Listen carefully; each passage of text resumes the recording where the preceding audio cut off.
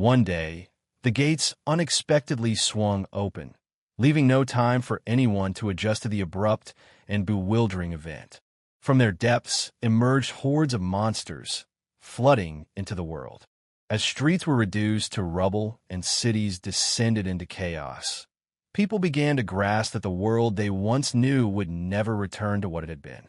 Among the survivors, a select few began to manifest abilities far beyond mere physical strength. Those who had awakened superhuman powers. Some wielded fire, ice, or invisible telekinetic forces, allowing them to stand toe-to-toe with the monstrous invaders. Others gained the ability to heal grievous wounds with a single touch or foresee glimpses of the future, offering humanity a fragile glimmer of hope. Yet, these gifted individuals became both a beacon of salvation and a source of dread for those who remained ordinary, untouched by such extraordinary abilities. Some pondered in confusion, unable to comprehend why they had been chosen to receive this gift.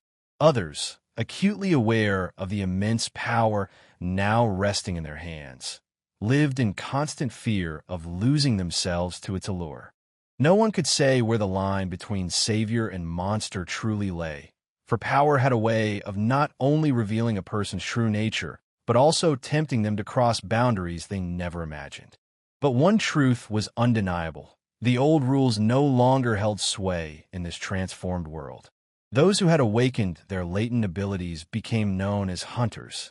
They stood as humanity's sole line of defense against the relentless tide of monsters pouring out of the gate. Yet, with this new reality came fresh challenges. Organizations began to emerge, designed to unite hunters under a structured system that ranked them by strength, skill, and accomplishments. The global catastrophe served as a gateway to chaos, reshaping society in its wake. Not everyone among the awakened sought to protect what remained of the world. Some hunters viewed their newfound powers not as a responsibility, but as tools for personal gain, weapons to wield for profit and dominance. These opportunists flocked to shadowy guilds, engaging in illicit activities such as smuggling rare artifacts or brokering dangerous deals with the very monsters they were meant to oppose. Meanwhile, the gates continued to emerge across the globe. Their origins were shrouded in mystery, and no one knew whether they could ever be sealed permanently. Some believed this phenomenon was a test for humanity, while others feared that something far more sinister than the monsters themselves lay hidden behind the gates. Humanity teetered on the edge of extinction. Cities had crumbled, and people no longer questioned why this catastrophe had occurred. Survival became their sole focus.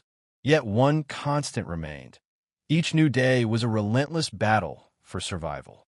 The hunters alone held the power to shape the future of the world. As the number of gates increased and the danger they posed grew, the hunters evolved from mere protectors into a new societal elite. Their strength determined their status, and the most formidable among them wielded enough influence to impose their will even on governments. Among the hunters, a growing number began to notice something unusual. The gates were becoming increasingly intricate, and the monsters emerging from them were displaying heightened intelligence and organization. It was as though an unseen force was orchestrating this chaos from the shadows, manipulating events to push humanity to the brink of destruction. Yet, after countless grueling battles, the hunters achieved what once seemed impossible. By uniting their powers, the 12 strongest hunters managed to seal the great calamity known as the Gate of Chaos, a gateway that had been an endless source of nightmares, spawning relentless hordes of monsters and threatening the very survival of humanity. This gate was a perpetual source of nightmares, endlessly spawning monsters and posing a dire threat to the very survival of humanity. They became legends for their extraordinary feats. The people began to revere them as the 12 apostles, heroes who stood as guardians of the world, defenders whose names would forever be etched into history. Each apostle wielded a unique power, one capable of altering the course of any battle, no matter how dire the odds. 79 hours, 17 minutes, and 8 seconds had passed since they entered the gate. It felt like an eternity. Inside, darkness reigned supreme. The air was thick with the acrid smell of gunpowder, and the walls trembled with the distant roars of creatures that lurked in the depths, waiting to strike. They pressed onward, unsure of how long the battle would last. Supplies were dwindling, and their strength was nearly spent, but retreat was not an option. "I can't take it anymore," he muttered weakly. "They did a good job." With those final words, he collapsed onto his back as the last remnants of his strength abandoned him. He didn't know what would happen next, but one thing was certain. Humanity now had a chance for a new beginning. And today, our last time together as the 12 Apostles. His voice trailed off into the heavy silence. No one responded immediately. Some nodded solemnly, while others remained quiet, realizing that this chapter of their story had reached its conclusion. Some would fade into the shadows, seeking peace or anonymity. Others would attempt to start anew, leaving their past behind. And still, others would remain, standing vigilant to protect the world from emerging threats. But one truth was undeniable. They would no longer be united as one. Thus concluded the era of the 12 Apostles. Yet, their legend endured, passed down through generations as a testament to their sacrifices and triumphs. Only the Thunder Emperor harbored an unsettling feeling that this was not the end. Deep within him, something whispered that the Chaos Gate had merely been the prologue to a far greater calamity. They did what they were meant to do, the Eternal Guardian muttered under his breath, pressing his lips into a thin line. But what if it was only the first wave? Lightning crackled across his body, flickering faintly in the dim light of the waning day. They gave too much to this battle, he continued, his voice heavy with both pride and sorrow. The world is saved, but it no longer has need for warriors capable of leveling cities with a single strike. Our strength is too immense to be handled alone. They've never been solitary figures. Even the mightiest among them require someone equal to prevent their fall. And therein lies their dilemma. They triumphed, but now they are outsiders in this world. Fear will follow them wherever they go, with people viewing them as potential threats. They must learn to be more than mere tools of destruction. They need to seek out those who will come after them, individuals capable of maintaining balance in this fragile world. They were trained for battle, not for life, taught to secure victory, but not to find purpose within it. Perhaps it's time to embrace not just the art of fighting, but the essence of truly living. The boy can no longer remain part of the hunters. He yearns to live, not merely endure. He no longer wishes to squander his existence on a cause that has ceased to exist. He believes, and rightfully so, that they have transformed into what they initially sought at the start of their journey. But now, something greater must be uncovered. The boy cannot fault him for that. However, he should know that they will always stand by him if he ever needs support. Does he think being alone will resolve everything? They were all part of this shared path, and he cannot simply vanish as though they don't rely on him. He doesn't wish to isolate himself, yet he feels unable to continue being part of what they've created. He is searching for his own path and dreams of becoming a writer. He is unstoppable, but they still need him. With countless adversaries looming, does he believe the world will improve without him? He isn't fleeing from the world. He's fleeing from the person he has become. If they fail to explore alternatives beyond endless conflict, they risk losing everything they fought so hard to protect. Lastly, if he is prepared to leave, let him understand that their journey does not conclude here. They are all evolving, all seeking answers, but he is not alone. And should he ever feel the need, he can always return and contribute once more. Before embarking on his new chapter, let him share a story, the tale of how they arrived at this moment. They were forged for one purpose, to fight and to protect. But then what? They vanquished their foes, sealed the gates of chaos, and saved the world from ruin. Their existence seemed meaningful only in the context of battle. They couldn't stop, bound by an oath, a vow they had sworn to uphold. The guy can't comprehend how someone who has endured the horrors of war could so selflessly pour their soul into words. It's not just about recounting the past. It's about making others feel the weight of the pain. This isn't merely a story, it's a revelation. How can a man who became a symbol of power and destruction transform into someone who writes about his suffering and his quest for meaning in this chaotic world? His mind is brimming with ideas, and these aren't just empty words. They are echoes of battles fought, friends lost, and lessons learned along the way. Could a short story truly capture it all? This tale wouldn't focus solely on war and combat. It would delve into what remains afterward, how to navigate a world where everything seems resolved yet still feels incomplete. Perhaps it would be a story about himself, not as the Thunder Emperor, but as a man who waged war against both the world and his own inner demons. Writing this novella might become his next great battle. It may not be a conventional novel, but he hopes that anyone who reads it will see more than just his life reflected in the words. They'll find pieces of their own. Because none of them are simply products of the past. They are constantly searching for themselves, for new purpose, for something greater. Maybe it's a story you'd want to revisit. Or perhaps this book will become part of the journey we all undertake, knowingly or not. It might sound odd, but once upon a time, he was no different from any other person. Armed with a sword, driven by determination, convinced that strength was all that mattered. And now here he sits, writing. The waitress asked him, "Maybe this is what you needed to do?" Sometimes, answers don't come the ways we anticipate. He often thinks that the hardest part is realizing that you don't always have to look for answers somewhere far away. Everything we need, we often already carry within us, we just don't notice it. At this rate, he will accomplish something far greater than he can imagine. When you devote your life to fighting, you don't notice how behind it is something much more important, self-discovery. He always thought the way of the warrior was the road of strength and victory.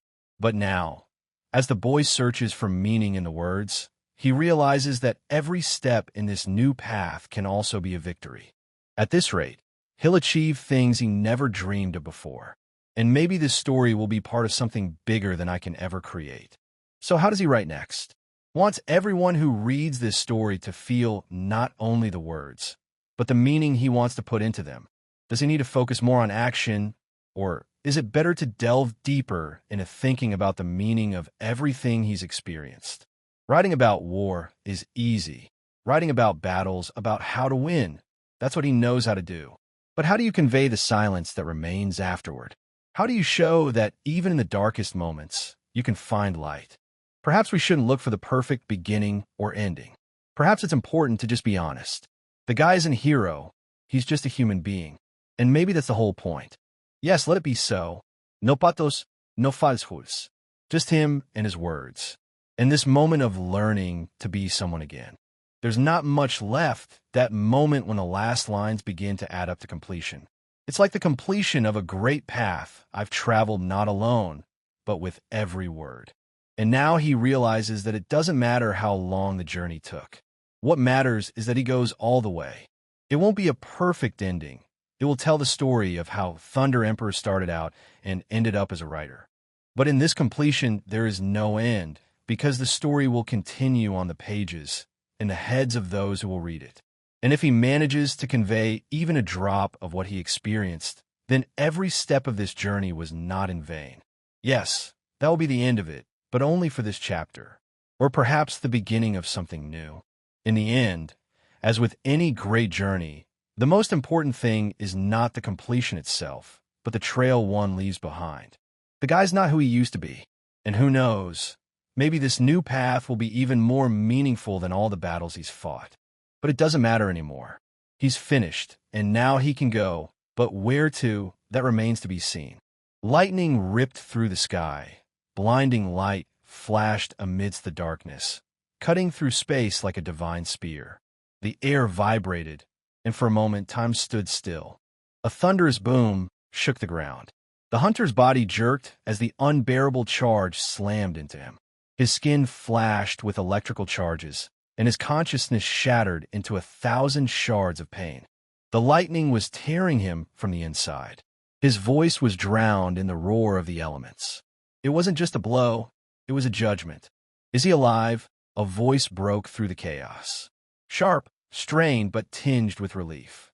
Even the most tear-jerking melodrama can seem like a masterpiece compared to this plot. The guy watching the girl was outraged at the mess he saw.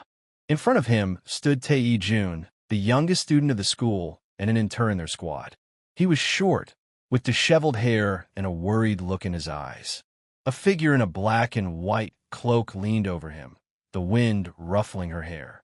The light of the lantern reflected in her steely eyes.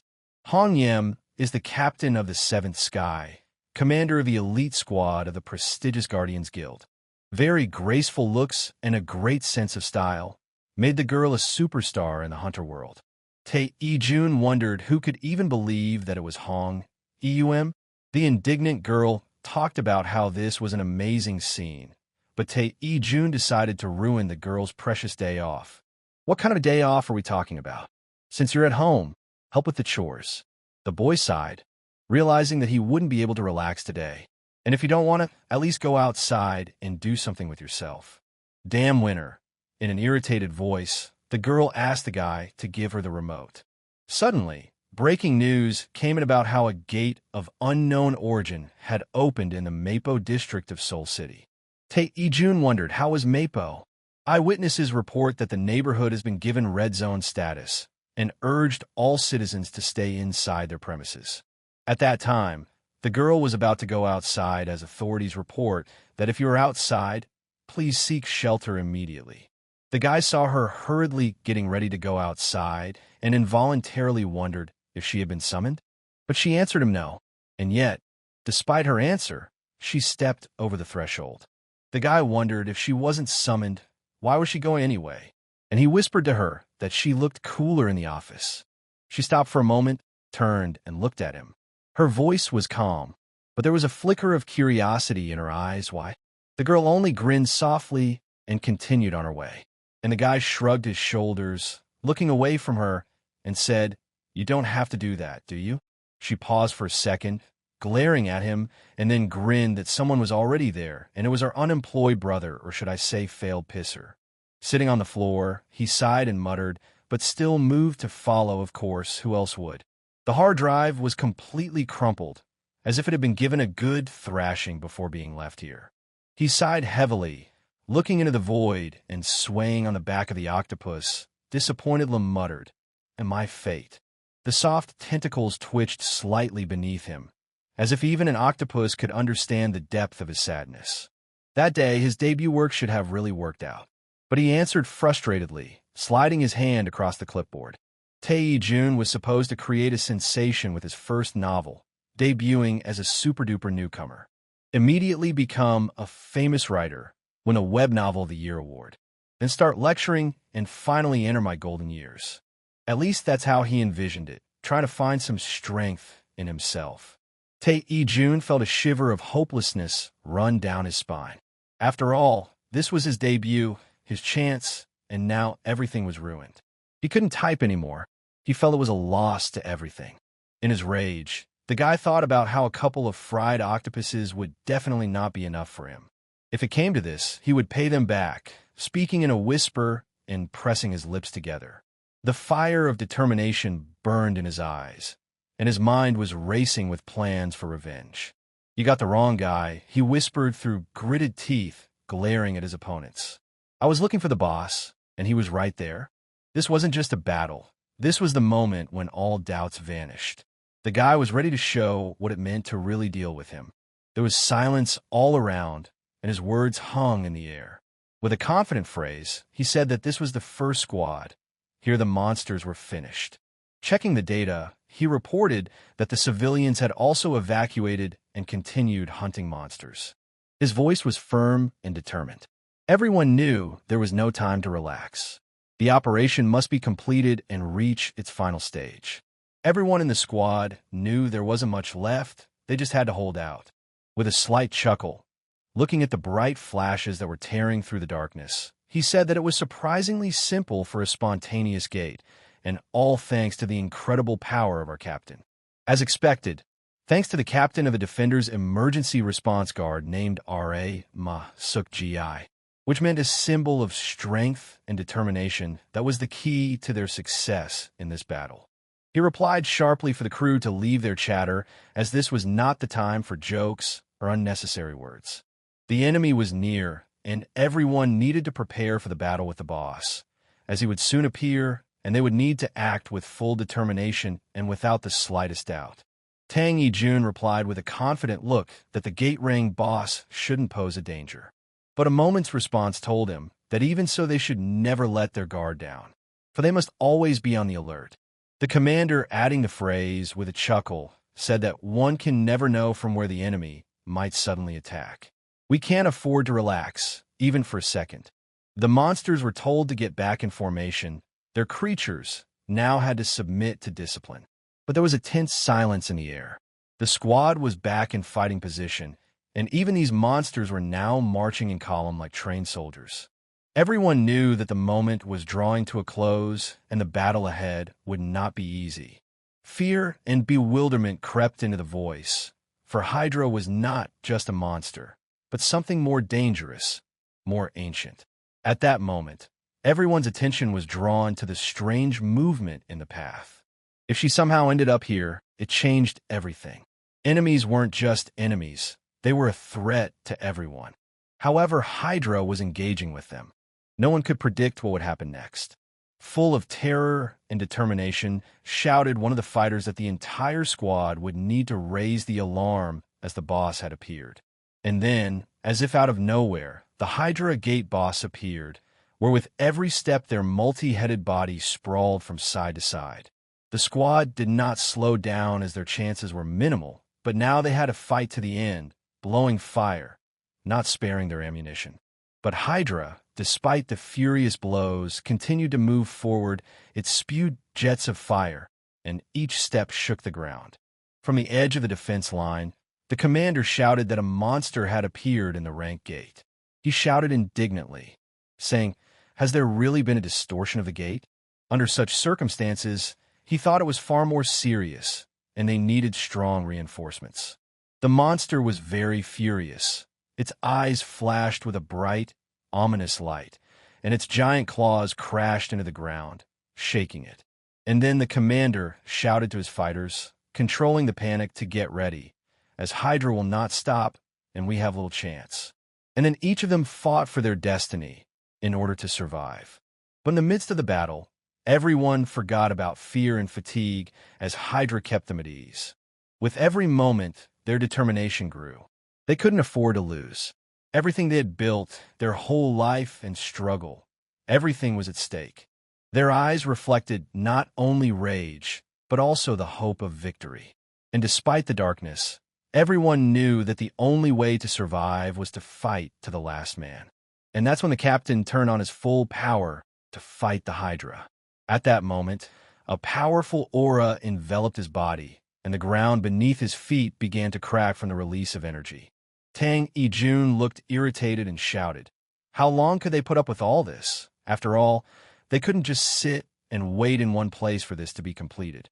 They all needed to buy time and hold on until reinforcements arrived to their team. But there was a problem in that all 9 heads were attacking them at the same time, making it impossible to survive. The captain knew that if he fell then in battle, the whole crew would be lost. He could not show any weakness, or the world would fall with him. So, clenching all his teeth, through the pain the captain went forward, knowing that there were still people he could still protect, and while he still had strength.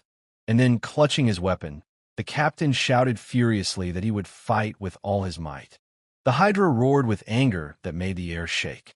Her scream echoed across the battlefield, and she wasn't going to stop as her rage knew no bounds. But suddenly there was a powerful impact, and at that moment a giant wave of force cut through the flames, splitting it in two, and Hydra roared in pain. It was the first blow that really hurt the monster. And when the monster finally felt pain, the captain and the fighters realized they had a chance. One of the fighters cried out that she was very badly wounded, but the fighters managed only 2. But there were still 7 more heads ahead. The Hydra was thrashing frantically, and its anger only intensified. But the captain did not give up, gritting his teeth, wiping sweat from his forehead, continued to fight. The angry monster struck the captain sharply before he could dodge. A sharp pain shot through his body, and he collapsed to the ground, leaving a scarlet trail behind him. At that moment, the air shook with the roar of the monster. The fighters shouted its name, but everything around seemed to become blurred and deafening. He could not lie there, and then, having regained his strength, having raised his weapon, he had to continue. And overcoming the pain, the captain rushed forward, rushing into battle again. He thought that this thing would not break through, for everything was over. But something suddenly went wrong, shouted the captain at that moment. Clutching his weapon, the captain froze abruptly, looking at the Hydra. He and his crew knew that there were 7 heads left, but now all 9 rose upward as if calling for something. And then, from the very center of the thunderclouds, a certain silhouette began to descend, which was shrouded in flashes of lightning. It moved very slowly, but majestically. Someone whispered in horror that it was Captain Lightning, and the squad captain's own eyes were narrowed, his fists clenched to a crunch. He was highly annoyed as he felt that the battle could only get more complicated. But Hydra roared and rushed towards Captain Lightning. At that moment, its massive body cut through the air and its claws dug into the ground, leaving deep furrows. But the man only hummed, standing in the air, enveloped by the discharges. And in the next second, the captain swung his arm sharply, the lightning crashing down on Hydra with a deafening roar. And then in that moment, everyone realized that the god of lightning was not just a title, it was a reality.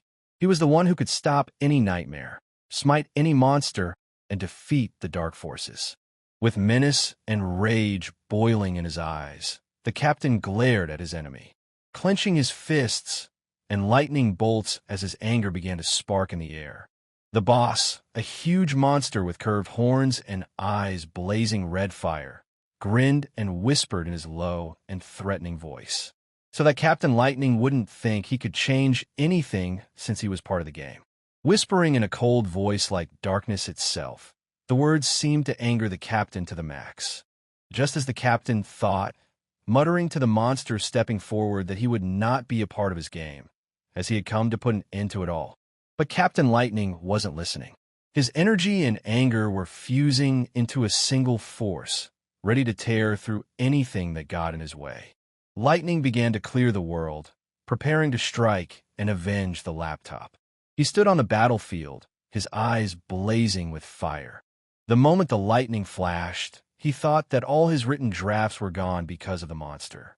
And each new lightning strike was like an answer, like revenge for all that had been lost. It was a pain for him that he didn't know how to make things right and get back what he had lost. He believed it was because of Hydra that he lost all his papers and his debut work and his first step into a new world. His words were filled with bitterness and despair, in that he had lost not only his job, but also the confidence that he could ever start anything again. Tung E-jun thought that Captain Lightning had completely roasted the monster, but it still didn't get any better. As he scratched the back of his head and walked forward, he thought about how he would have time to rewrite everything. He had a deadline of 1 day. As he continued pacing down the empty road, he thought about how he had to make it in time, but at some point he suddenly fainted.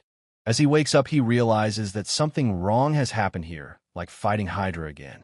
Walking along the road, the guy and the girl, still puzzled by what happened, suddenly notice a figure lying on the ground ahead. The guy was glad that the captain was alive and suggested that they all wait for the rescue team. Suddenly, the girl saw something up ahead. Surprised, they watched together from the sidelines and wondered if Hydra was alive. But the very dents that were on it said that it looked like it had died from a serious such blow. The boy and girl stood back, their eyes wide with wonder.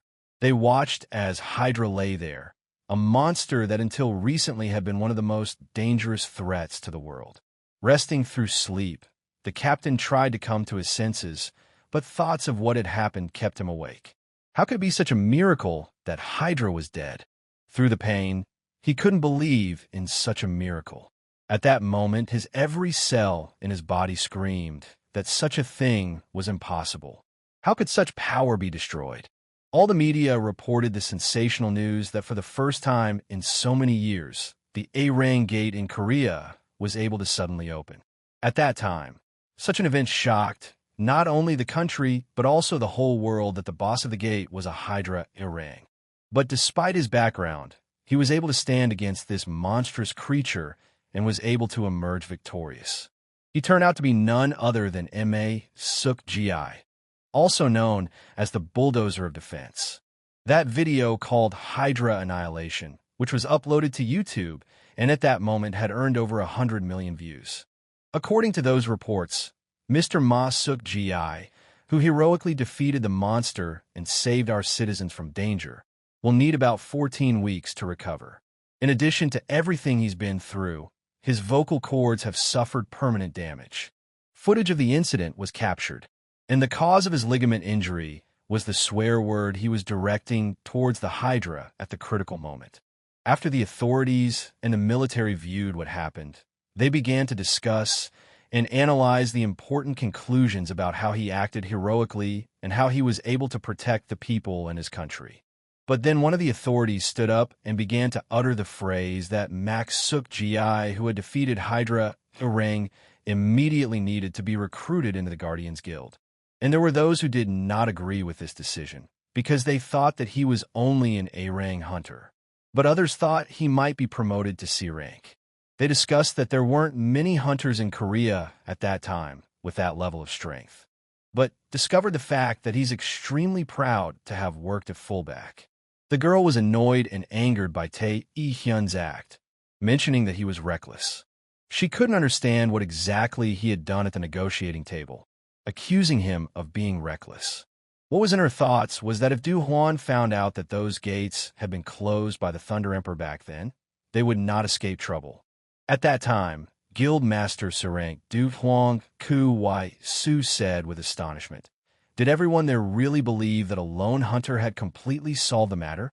The girl immediately detected something that the master was able to understand everything and thought about the fact that she and Hyun would be screwed. The guild master looked at the girl and noted the fact, whether or not they really agreed with his opinion, that one person couldn't handle Hydra alone. But the girl only grinned, trying not to show her true emotions. The only question in her mind was, what was he thinking? And then, the girl firmly insisted that the hunter had indeed managed to slay the Hydra. But the master did not believe, as he believed that only one legendary hunter could handle that victory, who once ignored him and disappeared without a trace. However, in the back of his mind, he noted that here it was at last, the legendary Thunder Emperor. He confidently assured that he would find him himself. The Thunder Emperor is found and soon finds himself under interrogation. And there they start questioning him about how he managed to kill the Hydra and close the gate. But he resisted and claimed only that he was merely being a writer. In that interrogation, he was angry at being accused of killing Hydra and insisted that he was really a writer, not a hunter. But Gold Brand Publishing, the editor of the third team, Koo Jin Mo, argued that they needed to stop questioning because they were not able to have a constructive dialogue. And then the guy retorted by admitting to the editor that he wasn't interested at all. He thought the setting was good, but for the umpteenth time he repeated that every monster died with a single blow. At that point, the young man felt that his story lacked realism. And if this continued, readers would not empathize with the character, would lose interest and abandon his novel. But he did his best to describe the process as excitingly as possible. At that moment, the editor was just reading that the Chimera's brain was spilling outward. It looked like the editor's focus was on the guy not getting too deep into the details, but focusing on the overall dynamics and atmosphere. After the guy watched the news, the editor tried to keep a balance between keeping the story exciting and not overloading the readers with unnecessary details. Since the hunter from the Defender had almost died saving people from the suddenly opened gate. And let everyone imagine for a moment that just a hunter, not even a highly ranked one, risks his life in those moments to save ordinary people. Then what kind of tense, desperate battle was it supposed to be? After all, the people felt everything then, even though they were not there personally. That's why everyone should have remembered that hunter back then. Even if they weren't there, it was as if they were present. He felt as if in that moment the people of the country had experienced everything and what was going on in his soul. After all, Captain Max Sook GI needed support from the people back then. But he could not accept that popularity because he felt responsible for those who strongly supported him. But in order for the reader to truly empathize with the character, it is necessary not only to show his actions, but also to immerse him in the world in which he was surrounded. That's what realism is all about. At that moment, the guy faced an unexpected and difficult-to-understand criticism. His surprise was understandable, as the editor touched on deeper aspects of the narrative. He felt guilt and confusion, realizing that he was not yet capable of understanding the depth of what the editor had demanded of him then. And then the editor looked at the boy thoughtfully, as if trying to figure out where exactly his process was stuck. Perhaps he should have approached the matter more gently, not immediately demanding what was possible. Sighing quietly looking at the boy, the editor whispered softly to him that he was giving him another chance, and he had exactly 1 week to rewrite that very short story. Following the editor, the boy quietly whispered words of gratitude. He truly felt the weight of responsibility on his shoulders. But deep down, he knew he would make it up to him in that moment. Leaving, the editor then stopped in the doorway and quietly told the guy, with a touch of severity, that if he failed that time too, he had to cancel the contract. Those words hung in the air, and the boy froze as he felt the weight of responsibility immediately become much heavier for him. And all he had to do then was work hard, correct and not fail, otherwise all the chances could have gone and more chances would never come. That morning he woke up thinking that the beginning of a new day would be different for him, and in his head, he replayed the possible reaction of his boss. And so seized with excitement, he entered the office then, but the chief did not even dignify him with a glance, only grinned and threw the following phrase, as a mistake of nature. Utterly frustrated, his body falls exhaustedly to the couch and his arms drop down powerlessly. He looked at the editor's reaction with sadness and surprise, unable to believe such a cruel assessment. The editor grumbled unhappily and waved him off with a phrase for him to stop humming like a ship. At that moment, the image of his brother popped up in his mind with the thought of what should he do next? After all, because of all the blunder, he could have been fired and deprived of his last chance, crossed out all the efforts, left without an opportunity to prove that he was capable of more.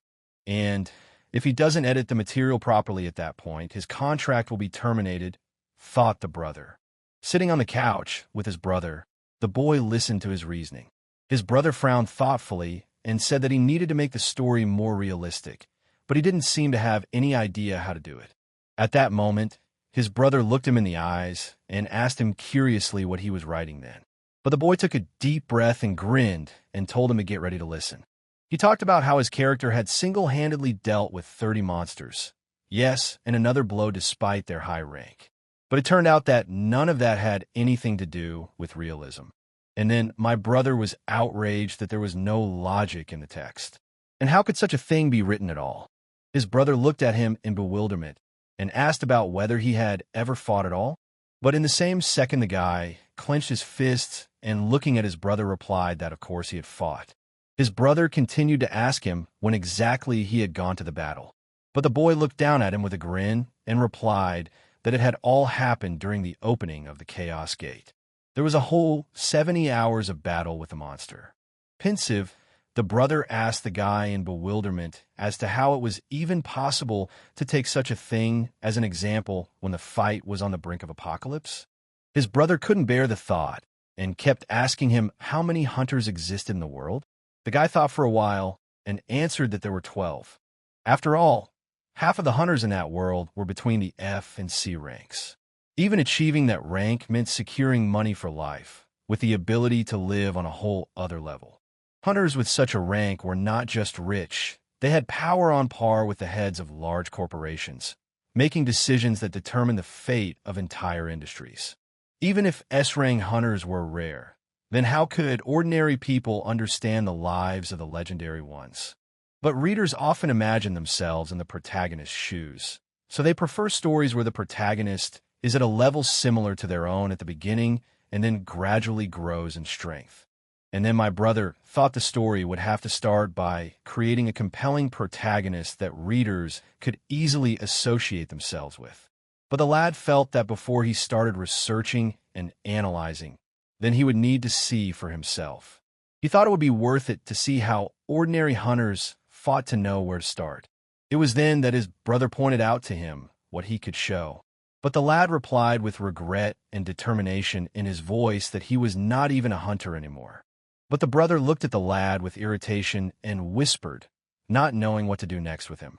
And then the boy knelt down and asked him to help him, to let his brother help him, shouting after him to go to the Korean Hunters Association and that the director would explain everything to him. And then the guy thought about the fact that, after all, he is the Thunder Emperor, that he is the only legendary hunter of Korea who slew the beast of destruction. After all, it was the very truth that he was the Thunder Emperor. The moment the guy realized that he was that emperor, he made the decision to go to the Korean Hunter Association. The head of the Korean Hunters Association, Park Jae-han, thought it was a complete impertinence. It was after the past relegation threat that they steadily carried out the operation described in the National Gates. And that's when they proved the effectiveness of their training programs for hunters. What to speak of when a city in France was then on the verge of destruction? They sent their guys in as reinforcements, which helped keep the city safe. Addressing that even Germany then asked them for information on training for hunters, and they helped them too. The Hunter Association's teacher was seized with full aggression and shouted with rage that they too were denying them a rank increase. And then he exclaimed, outraged, that this was a complete absurdity. The director of the Association of India, Grover Gulshat, calmly replied that they would not do anything about it. He talked about how 11 countries, including their own, were capable of supporting the legendary hunters, but it was an impossible task for South Korea. The Indian director also claimed that their legendary hunter was brainwashed, causing him to suddenly resign. But in response, the head of the Korean Hunters Association asked the question, who governs hunters anyway? And why does the power of national governance suddenly disappear for no reason? Director Park Jae-han claimed that the situation was a personal decision of the man himself. However, the girl intervened and sharply objected that all she had heard were just excuses. And how dare they even ask for a promotion? But the director of the Indian Hunters Association, with a chuckle, has repeatedly said that a country can only be promoted to a top spot if one of its citizens is a legendary hunter. But the head of the Korean Association insisted that they should at least be promoted to the second rank. And that was the end of his arguments, for their meeting lasted for a very long time. It was decided to discuss the issue of Korea's position in the ranking next time. At the end of the meeting, Park Jae-han expressed her gratitude for her hard work. The head of the Korean Hunter Association was deeply upset, realizing that his efforts had not yielded the desired result. The secretary entered the office and looked at Park Jae-han regretfully, not knowing how to comment on his condition as he was filled with rage. But the head of the association was very nervous and divined that they had been happily accepting their help up to that point, but now they had suddenly decided to draw a line in front of them. The secretary watched the whole thing, sighed, and in a calm voice tried to reassure the principal that they still had meetings ahead of them and needed to keep cool. And then the principal, taking a deep breath and calming down a bit, turned to his secretary, what's next on his schedule? The secretary quickly flipped through the documents and informed the head that one of the guilds that had responded to the request for cooperation was the Scorpion Guild. However, the head should have thought twice before meeting with them. But the secretary tried to convey to the chapter that their reputation left a lot to be desired, though rumor has it that they often set up rival people. The secretary tried to convey that it was obvious that they were using their support to monopolize the high-ranking gates, and if they cooperated with them, the reputation of the association would be severely damaged. And at that moment, the director was deep in thought. After all, they are the Korean Association, and if the guild is recognized by the government, they should meet with them. But to be honest, head Park Jae-han didn't want to see their faces. He thought that if they accepted the Scorpion Guild, the other guilds would be able to claim them. Then the secretary answered the phone to someone, as if encountering such strange types for the first time. We'll just have to throw him out by force. The head of the Korean Association asked the guards what all the noise was about. The receptionist tipped his head with a sigh and said some guy in the lobby insists on meeting with you, claiming to be the son of a grocery store owner or something. Park Jae-han grinned and said, "How do the kids of grocery store owners decide that they can just barge in like that?" And the secretary apologized that he should have dealt with this earlier. The head of the Korean Association reflected that that guy had nonstop asked to tell him that he was from Taejongdi's store and assured him that he would definitely understand him. And then the head asked the secretary again to repeat what he had just said. Is he really the son of the shopkeeper Jeongdi?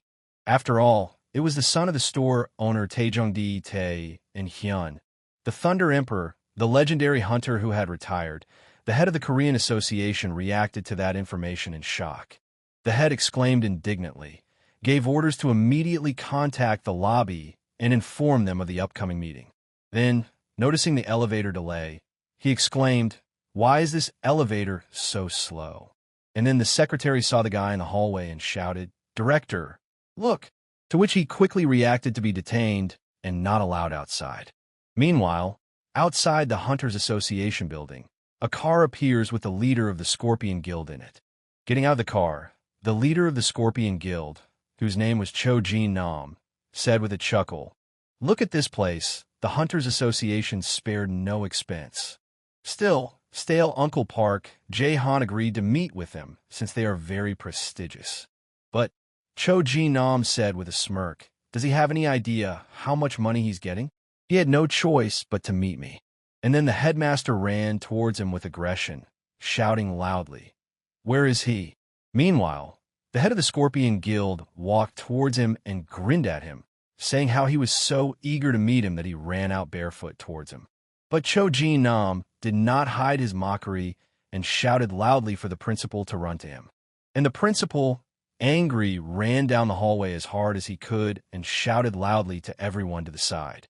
The director did not slow down and shouted loudly, "Do you even realize who you're blocking the road to?"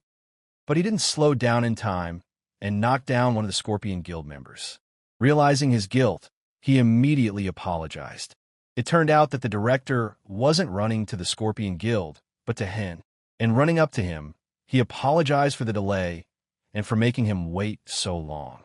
How many years, how many winters, Hen thought.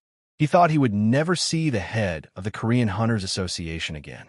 The director replied to the young man that his visit was reported too late, but it didn't matter as he wanted to know the purpose of the meeting.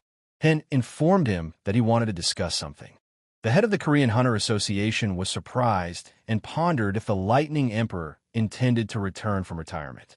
And then Park Jae-han was stunned. Was the Thunder Emperor really coming back? His thoughts whirled, and he could barely contain his joy. He still hasn't forgotten about the Hunters Association. After all, Korea would become great again after the legend returned. He even thought about the possibility that he wanted to watch the fights. The director of the Korean Hunter Association happily noted that he had long expected these words from the Thunder Emperor and immediately ordered to prepare everything necessary for surveillance. But the secretary also replied that he would like to watch the fights. The Thunder Emperor clarified that he would like to see the battle of ordinary hunters up close. But in return, he was to provide his support and mentoring to improve their skills.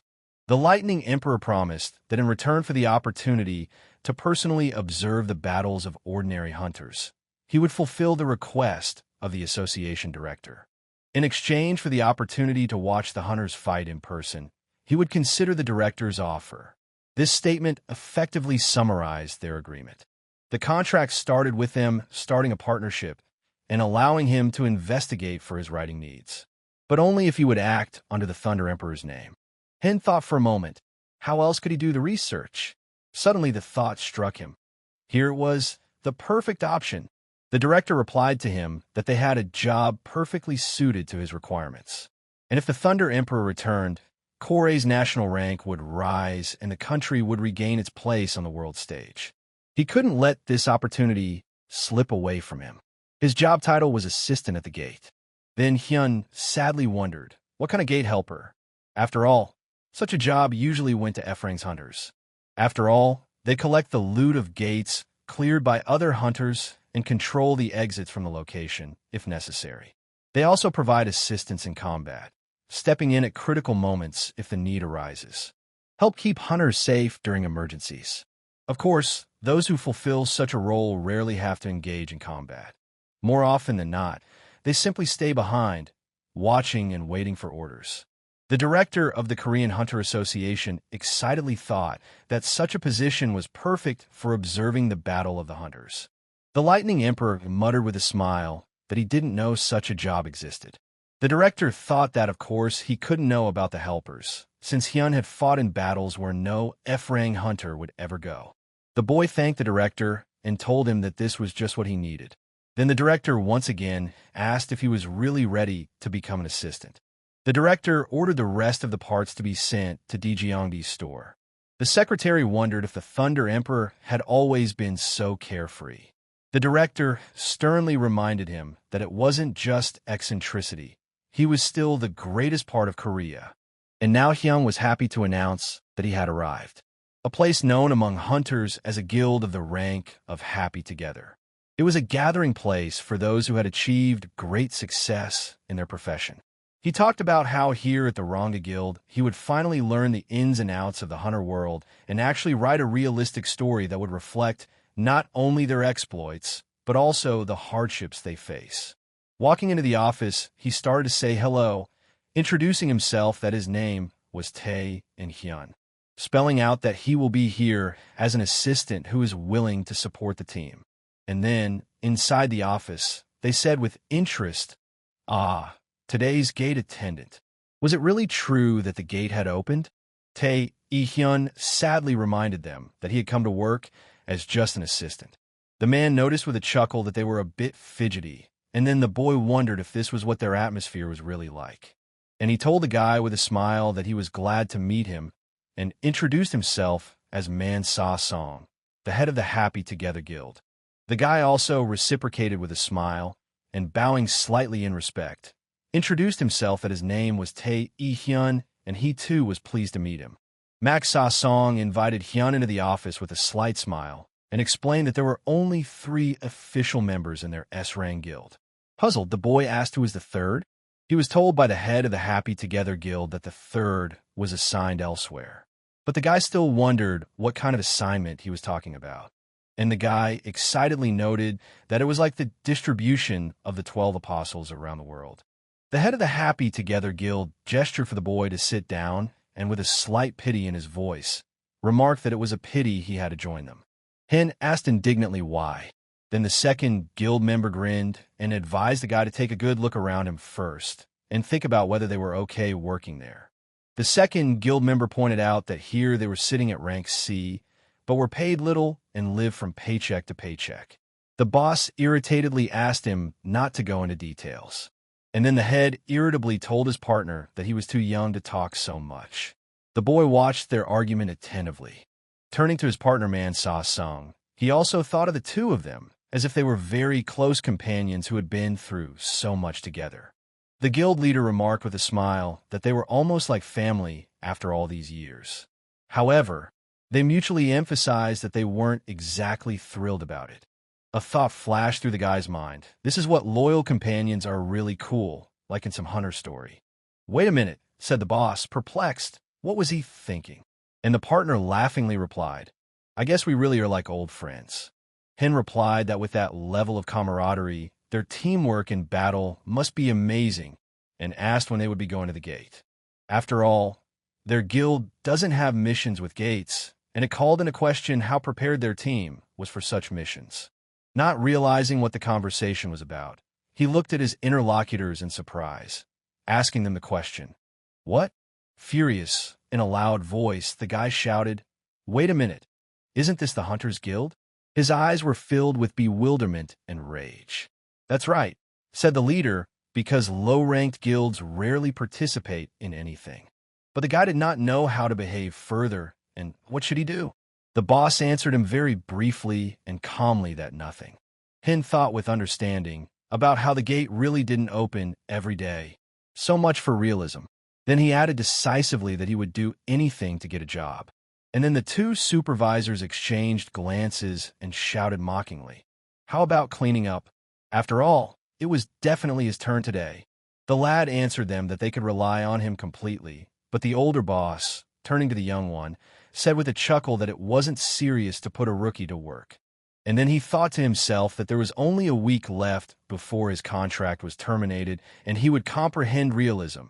Everything would change. Thought about his creation waiting for him.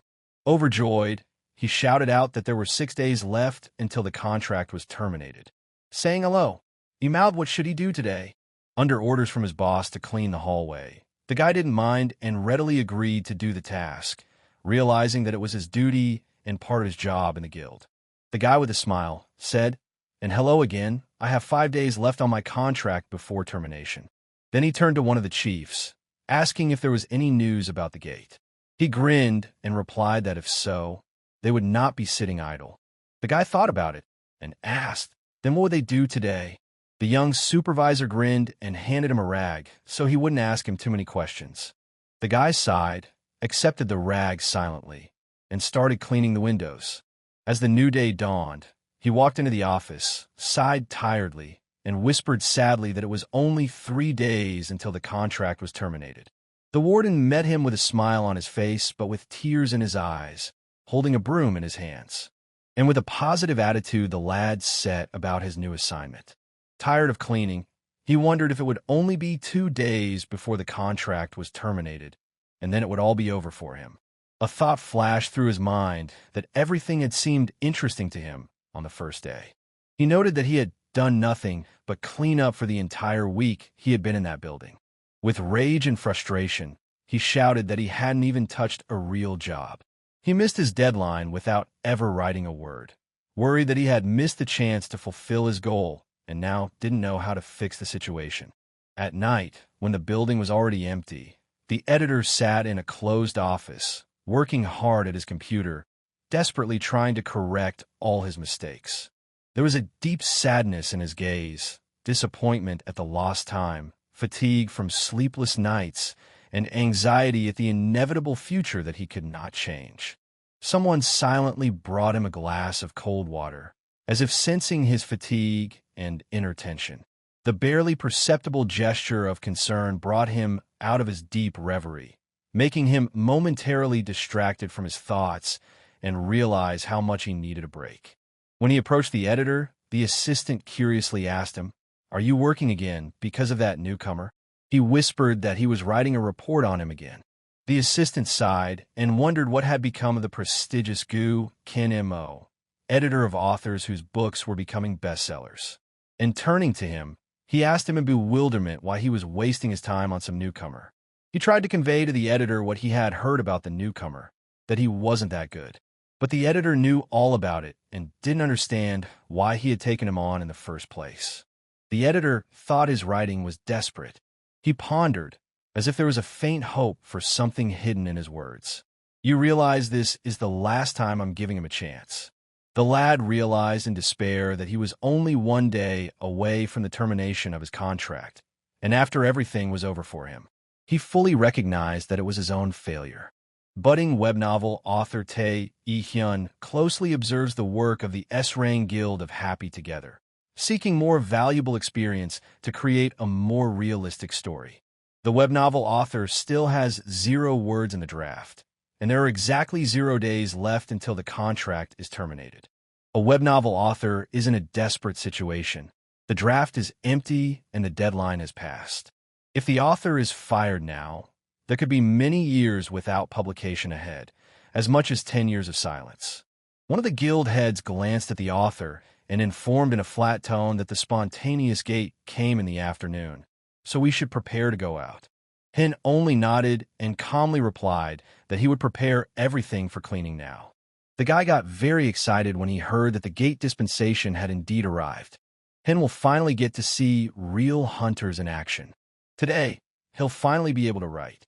He will be able to express himself freely and develop ideas while immersed in the world of his creativity. Guild leader man Sa Song wondered why his men looked so glum, whether it was because of the upcoming task or something else. His partner said, "What are you thinking about?" "It's because of the gate," of the W ring. And then Hen replied that it was nothing. Was it? For a C-rank guild like theirs, mopping up a gate of this rank alone was impossible. Therefore, the three guilds decided to join forces and work together. Then Hen said that it removes the risks and is actually quite good news. And the guild leader muttered that he was right. The problem is the guilds they have to work with. Kawundo Province, the gateway to Saraxano, is the Valley of the Wolves. Those places are known for their history and the dangers lurking beyond their borders. Ooh, and his back. It's been a long time since he's been to the mountains. And now the gates have decided to open at the very edge of nowhere. At least he wouldn't complain, but would say thank you for getting the job after all. The head lost a newcomer, but he soon emerged from what he saw around him. And this was the site of the gateway to the ring. Hen marveled at the fact that even the rocks there looked different. He asked what kind of weapons they use, and what about skills. The guild leaders were shocked by the guy.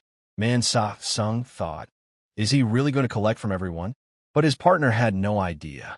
He shrugged his shoulders and said, maybe he's just collecting tips. Oh, what people! He exclaimed, looking at what was happening with amazement. These are the lucky ones, shouted Guild S-Rank Flaming Bear, guild leader Richard Bear. Man Sa-sung motioned for the guys to say hello. After all, this was the head of the main almshouse of the hunter world. He also took a look and sighed heavily and thought, why did he have to get that freak out of all the people? The head of the Happy Together Guild approached Flaming Bear about how he had heard that they were excellent at training newcomers so that others would take them. To which Richard Bear contradicted him. That work for the public good and the same philanthropist, right? After all, you'd have to be a complete idiot to raise your guild members this way. Oh really, thought the guild leader Happily Together, they're probably only being prepared to be passed on to others. The lull ended as the guild leader spoke again. It's time to discuss how you deceive people. I wonder who he thought would do such a thing and take their recruits away, and now he's mocking them. I guess he didn't have enough of those guys. Huh? Richard Bear grinned and glared at him, saying that he had already dared to get into adult conversations. And in response, the head of Happy Together told him that except for Ma Sa-sung's brother, he hadn't seen any adults. All he saw was a bunch of kids getting into fights. Ha ha ha, they're all so funny, muttered the guild S-Rank mantis who was called Sama Run. She said, what was the point of the rivalry between the two deadbeats then? With a smirk, she also mouthed off about whether or not they were sure they wanted to spend all their energy. And then they thought they would still need those to help them in closing the gate. The mantis Esranga said with a chuckle to them, to even pick up scraps, they'd have to do a good job, finishing it with the disdain that they were morons. This was madness real, Hen thought, feeling his mind struggling with the reality of what was happening. They hadn't even entered the gate yet, and already such an exciting and powerful conflict had been unleashed. Thinking that this was true realism, he would finally see a battle of real hunters. With aggression, someone turned to him, asking the newcomer when he was going to finally introduce himself. He also replied that newcomers have been so slow lately. Just for information, I asked him that if he even touched his monsters with a finger, he might not make it to the exit. In that moment, the guy thought, trying to comprehend what was happening and assess what he should do next in this strange and tense situation. He was completely confused, not knowing how to react to what was happening. His thoughts were chaotic, trying to find some logical explanation for the situation. The boy saw Sir ahead of him, and he noted aloud, hoping they could work together. Next, he was going to talk about how even assistants have their own problems with hierarchy. He was still writing something when he was approached by someone from the team that they were about to go in already. One of the crew warned him for keeping his eyes open and try not to get dead. That's what Han had warned him for. At some point, a monster ran out of the shadows, ready to attack. At that moment, he was attacked by the guild leader of the Happy Together Guild, and they began to fight together. But Richard Bear rushed toward him, ready to engage. The indignant guild leader exclaimed that it was extremely dangerous. Richard Bear only grinned and replied that he should work faster, that if he didn't like something, he should earn his share, and that he shouldn't flick his beak. They managed to wound the monster, causing it to stagger and let out a furious roar. However, despite the pain, it was still dangerous and would not give up. Great! All that's left is to deliver the final blow to finish off the monster and end the battle. They fought as hard as they could, coordinating attacks, and trying to strike a decisive blow to finally finish off the monster. Richard Bear turned to the guild and said with a chuckle, as if he hadn't even noticed him. And then Hyun thought, with a surprised expression on his face, did the battles of ordinary hunters really go on like this? He pondered, realizing that what was happening was utter chaos. They were arguing over who finished the monster first, and one was yelling at the other to get his damn hands off. He threw an irritated phrase for the idiots to get out of the way because he didn't give a damn. He had never seen anything like it. What an absurd battle this is, he thought, trying to make sense of what was happening. The S-Ring goddess replied with a slight chuckle, noting how convenient it was. She continued, explaining that this was why it was best to have exclusive hunting rights. And then, one hunter nodded and replied, "So true. It is with exclusive rights that they can use the strategy that suits them best. Let the bugs deal with their own weaklings," he grinned. He confidently stated that their guild would deal with the boss. And then he thought about it and said, "That's already a really effective strategy, isn't it?" The S-Rang goddess thought yes. And so, as if on cue, he appeared. And so the boss of these gates appeared, towering over everyone with his intimidating figure. A group of warriors stood in a fighting stance, swords clutched in their hands. Their gazes were focused, their muscles tense, and their blades gleamed in the light, reflecting their readiness for battle. After they finished this thing off, promotion to W rank would only be a matter of time. He looked at his opponents and thought that these insects could no longer match him. And then they triumphed by destroying all the monsters. He laughed, savoring the moment. The sensation of the blade piercing the flesh of his enemies was awesome. The S-Ring goddess responded with a smile that this was the true taste of victory. She went on, confidently declaring that no one else would be able to look down on her and that it was time to call it a day. But there was another monster ahead of them, ready for another fight.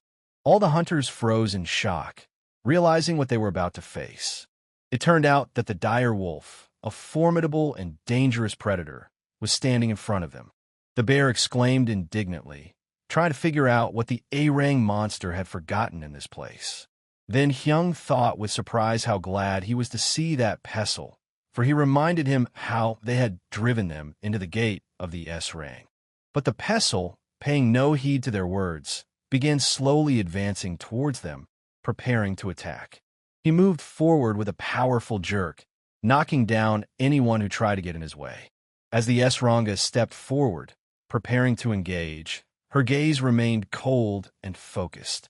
He shouted, warning the others, and there was bewilderment in his voice. Was this really the monster? It turned out to be a distortion of the gate, a dangerous phenomenon that changes everything around it. Gate distortion is an unpredictable phenomenon in which a high-ranking boss suddenly appears inside the gate, changing the outcome of the entire hunt, which leads to an increase in the rank of the gate itself, making it even more dangerous. A dire wolf is an Eranga, right? The A-Rang presented an insurmountable wall to the B-Rang hunter, forcing the latter to consider his chances of survival. The distortion of the gate was a nightmare. Why was it happening right here and now? For C-Rang hunters, the chances of surviving the A-Rang gate were practically nil. Their chances of survival were even lower than the average person in the simplest of gates. The hunters panicked as they tried to escape, realizing the hopelessness of their situation. The S-Rang goddess pondered, wondering how and why things had turned out this way. She had almost reached S-Rang, but why had it happened now? With sadness and sorrow, she thought about it. And that's after all she's been through. She couldn't afford to die like that, sorry. She screamed in rage, unable to contain her emotions. However, the dire wolves were becoming more and more enraged, hoping to attack the hunters with renewed vigor. "Help!" shouted one of the hunters. The others were also calling for help, desperate to deal with the attack. Richard Bear made his way through the chaos of the battle, loudly ordering those around him to give way, eager to come to the hunters' aid. Richard Bear loudly urged the hunters to pull themselves together, trying to restore order to the battle. The association was immediately alerted to the distortion of the gate and began to respond to the situation promptly. The main thing is not to lose their minds, and then they will have a chance to leave alive. He went on to say that if they escaped and hid well, they would soon be rescued by the hunters sent by the association. But there was less and less time to think about it. The dire wolf was not going to wait. He stated emphatically that he would buy as much time as he could and ordered the others to get out immediately. One of the hunters shouted, looking anxiously at the happy together leader, "Well, how about you?" The hunters thanked him and, apologizing, told him they had families waiting at home. Such a monster was impossible for him to defeat, but he could last long enough so that the others can escape in time, thought the guild leader of the Happy Together Guild, clutching the weapon in his hands. One of the hunters chuckled at the fact that he had decided to be a tough guy just now. It was just that he thought he was facing one of the 12 apostles. The head of the Happy Together Guild laughed with a smirk while looking at his comrade, stating that since things had gotten this far, it was worth it to leave nicely. He muttered perplexedly to his partner. Was he really okay with dying so stupidly? His partner grinned loudly and dropped the phrase that the fact remained that they were doomed. So there was no need to play the hero of a war movie. The guild leader of the Happy Together Guild looked at him sternly and sharply said that he was too petty to stay here, and he too should leave immediately. Man Sa Sung regretfully apologized to Hyun for dragging him into this situation. Anyway, Hen replied that he now understood everything and was finally realizing the situation. Some had no choice but to flee in haste, and some were doomed to fall despite their best efforts. It was a battlefield where everyone fought, putting their lives on the line, and nothing could guarantee them victory. That was reality. Hen looked at the guy, a little puzzled by the situation, and took a deep breath and thanked him. He realized that he had risked his life to help, and it hadn't gone unnoticed. The hunters panic, running in different directions, their steps uncertain and chaotic. Everyone who is still on their feet is desperate to find shelter, but new obstacles appear in front of them. He screamed in rage at not being able to hit a single monster, but the guild leader ordered Son of Ho to get out. The guild leader, with tears in his eyes, shouted that this was their end. He also shouted to Hen, ordering him to stay put. Grinning, noting to himself this observation. The observation was thorough and comprehensive, covering all relevant aspects of the situation, analyzing the smallest details and considering the possible consequences. And then, the Lightning Emperor confidently declared the Thunder Wheel, his crushing technique bringing destruction to all who dared to stand in his way. In the raging whirlwind of electrical discharges, the monsters were flailing around in a chaotic circle, their bodies shuddering from the lightning strikes. The power of the lightning was only 5%, but even this low power was already causing a staggering effect. Unable to contain his surprise and annoyance, the guild leader of the Happy Together Guild exclaimed, "What the hell?" as the lightning bolts flashed around them and the monsters wrapped their bodies around them. They seemed even more threatening than usual.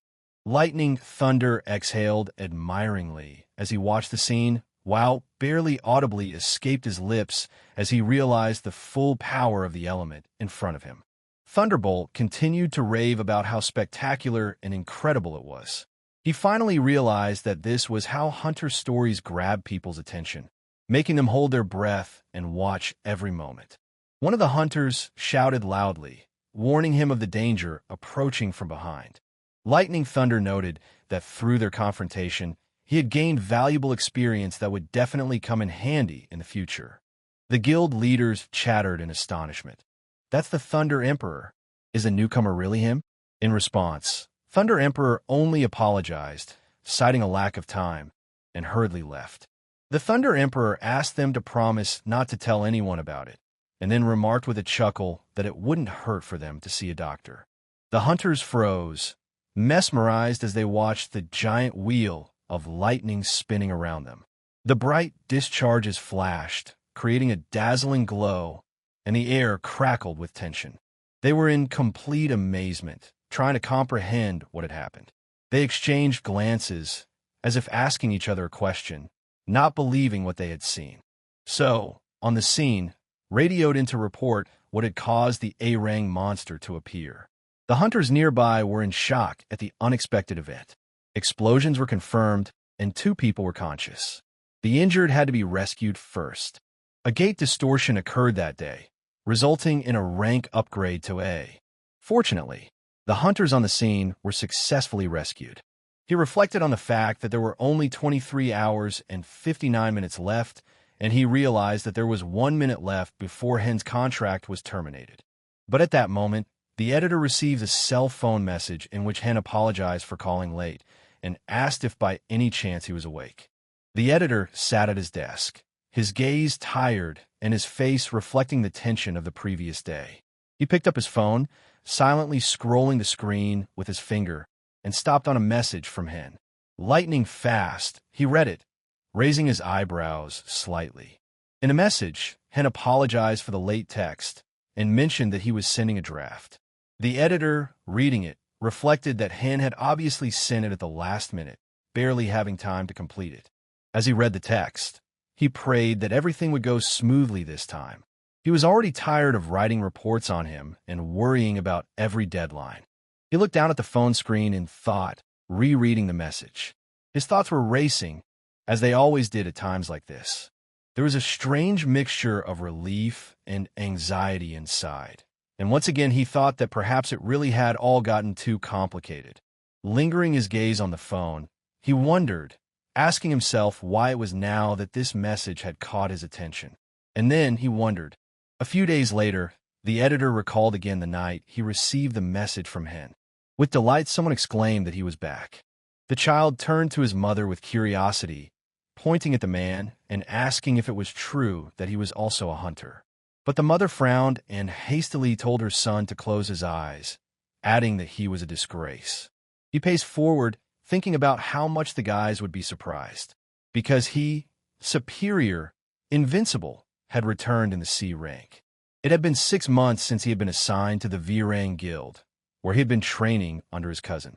There were many challenges along the way, but each step brought him closer to growth and development. After endless days and nights of grueling training, he finally made a breakthrough. He broke out of the D-Rang. So the Happy Together team welcomed him, and he said with a confident smile, "Goodbye, loser hunter." He's probably C-ranked with them now. Hen wondered why there was such silence all around. He wondered if they even knew he was coming back. The team greeted him with cheers, saying he had been gone so long and had grown incredibly in such a short time. Hen raised his eyebrows in surprise and grinned in what he would remind them about the parties and decided to play along. With delight, standing at the door, Hen shouted loudly to the boys that he was back. In the spacious office, they sat opposite each other. There was tension in the air, mixed with fatigue. The meeting was obviously going to be long. One of them frowned and squinted his eyes and asked, "Who are you?" The other, a little confused, but quickly pulling himself together, calmly replied, "Who is he?" They continued to look at each other. Hen introduced himself as the new assistant at the gate, but his interlocutor asked in surprise, as if he hadn't expected to hear such a thing. This meant that there was a lower rank in front of him. The interlocutor curiously clarified his rank, noting that he belonged to the F category. Hen nodded confidently, confirming his words. He proudly announced that he had recently been promoted to the rank of C Hunter. He listened intently, absorbing every piece of advice he was given. The boss hesitated, realizing that the newcomer turned out to be the Thunder Emperor, and yet he was being forced to clean the office. After a short pause, he just nodded and replied, "Yeah." The chief said with a chuckle that he should rest in peace. He would pray for him.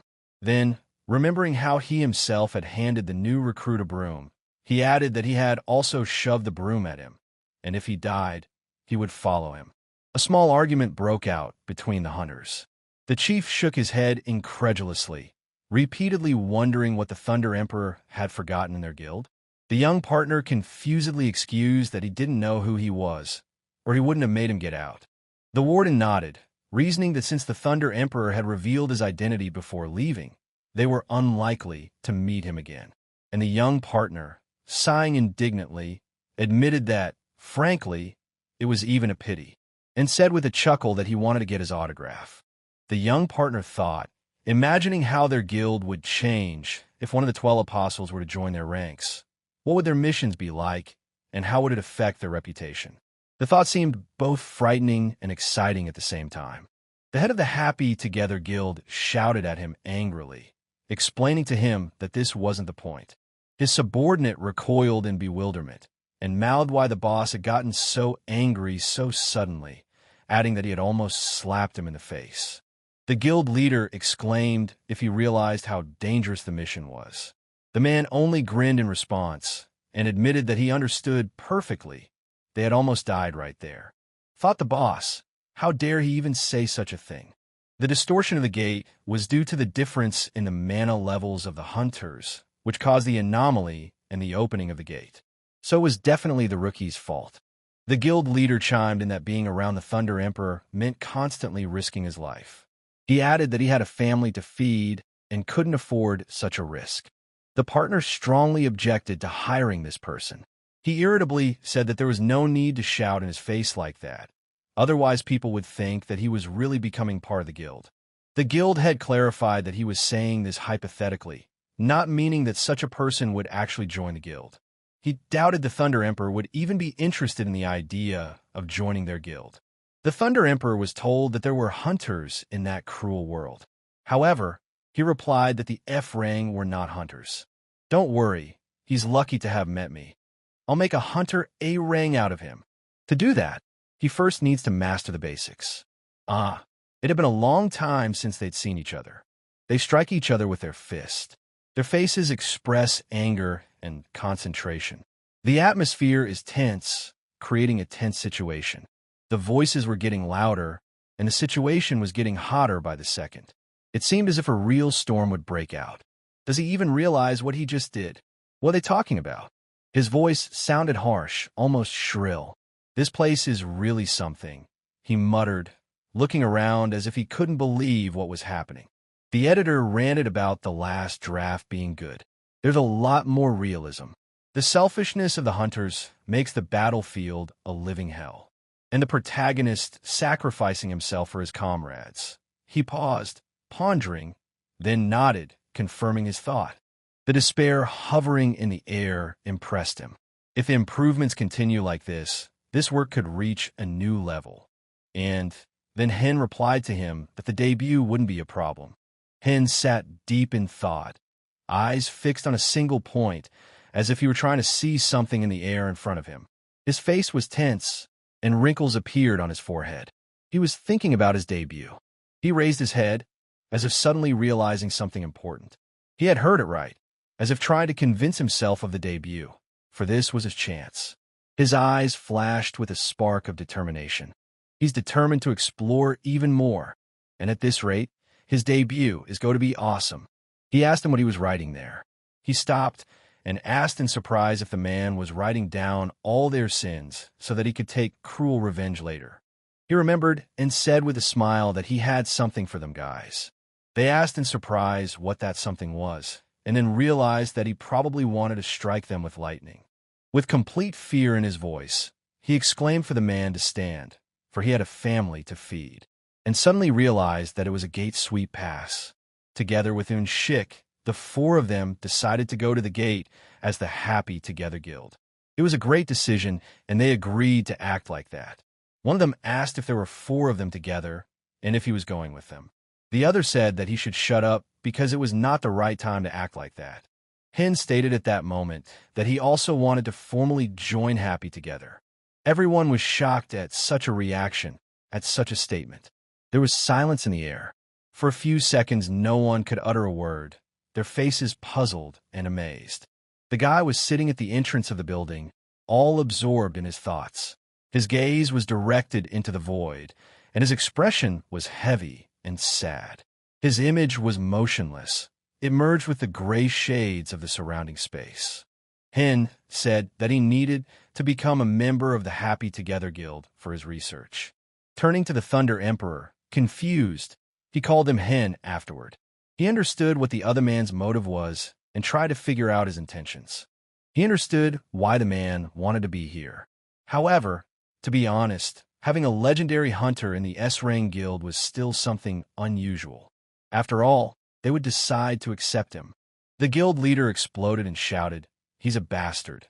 After all, he had said not long ago that you couldn't joke around with such a thing."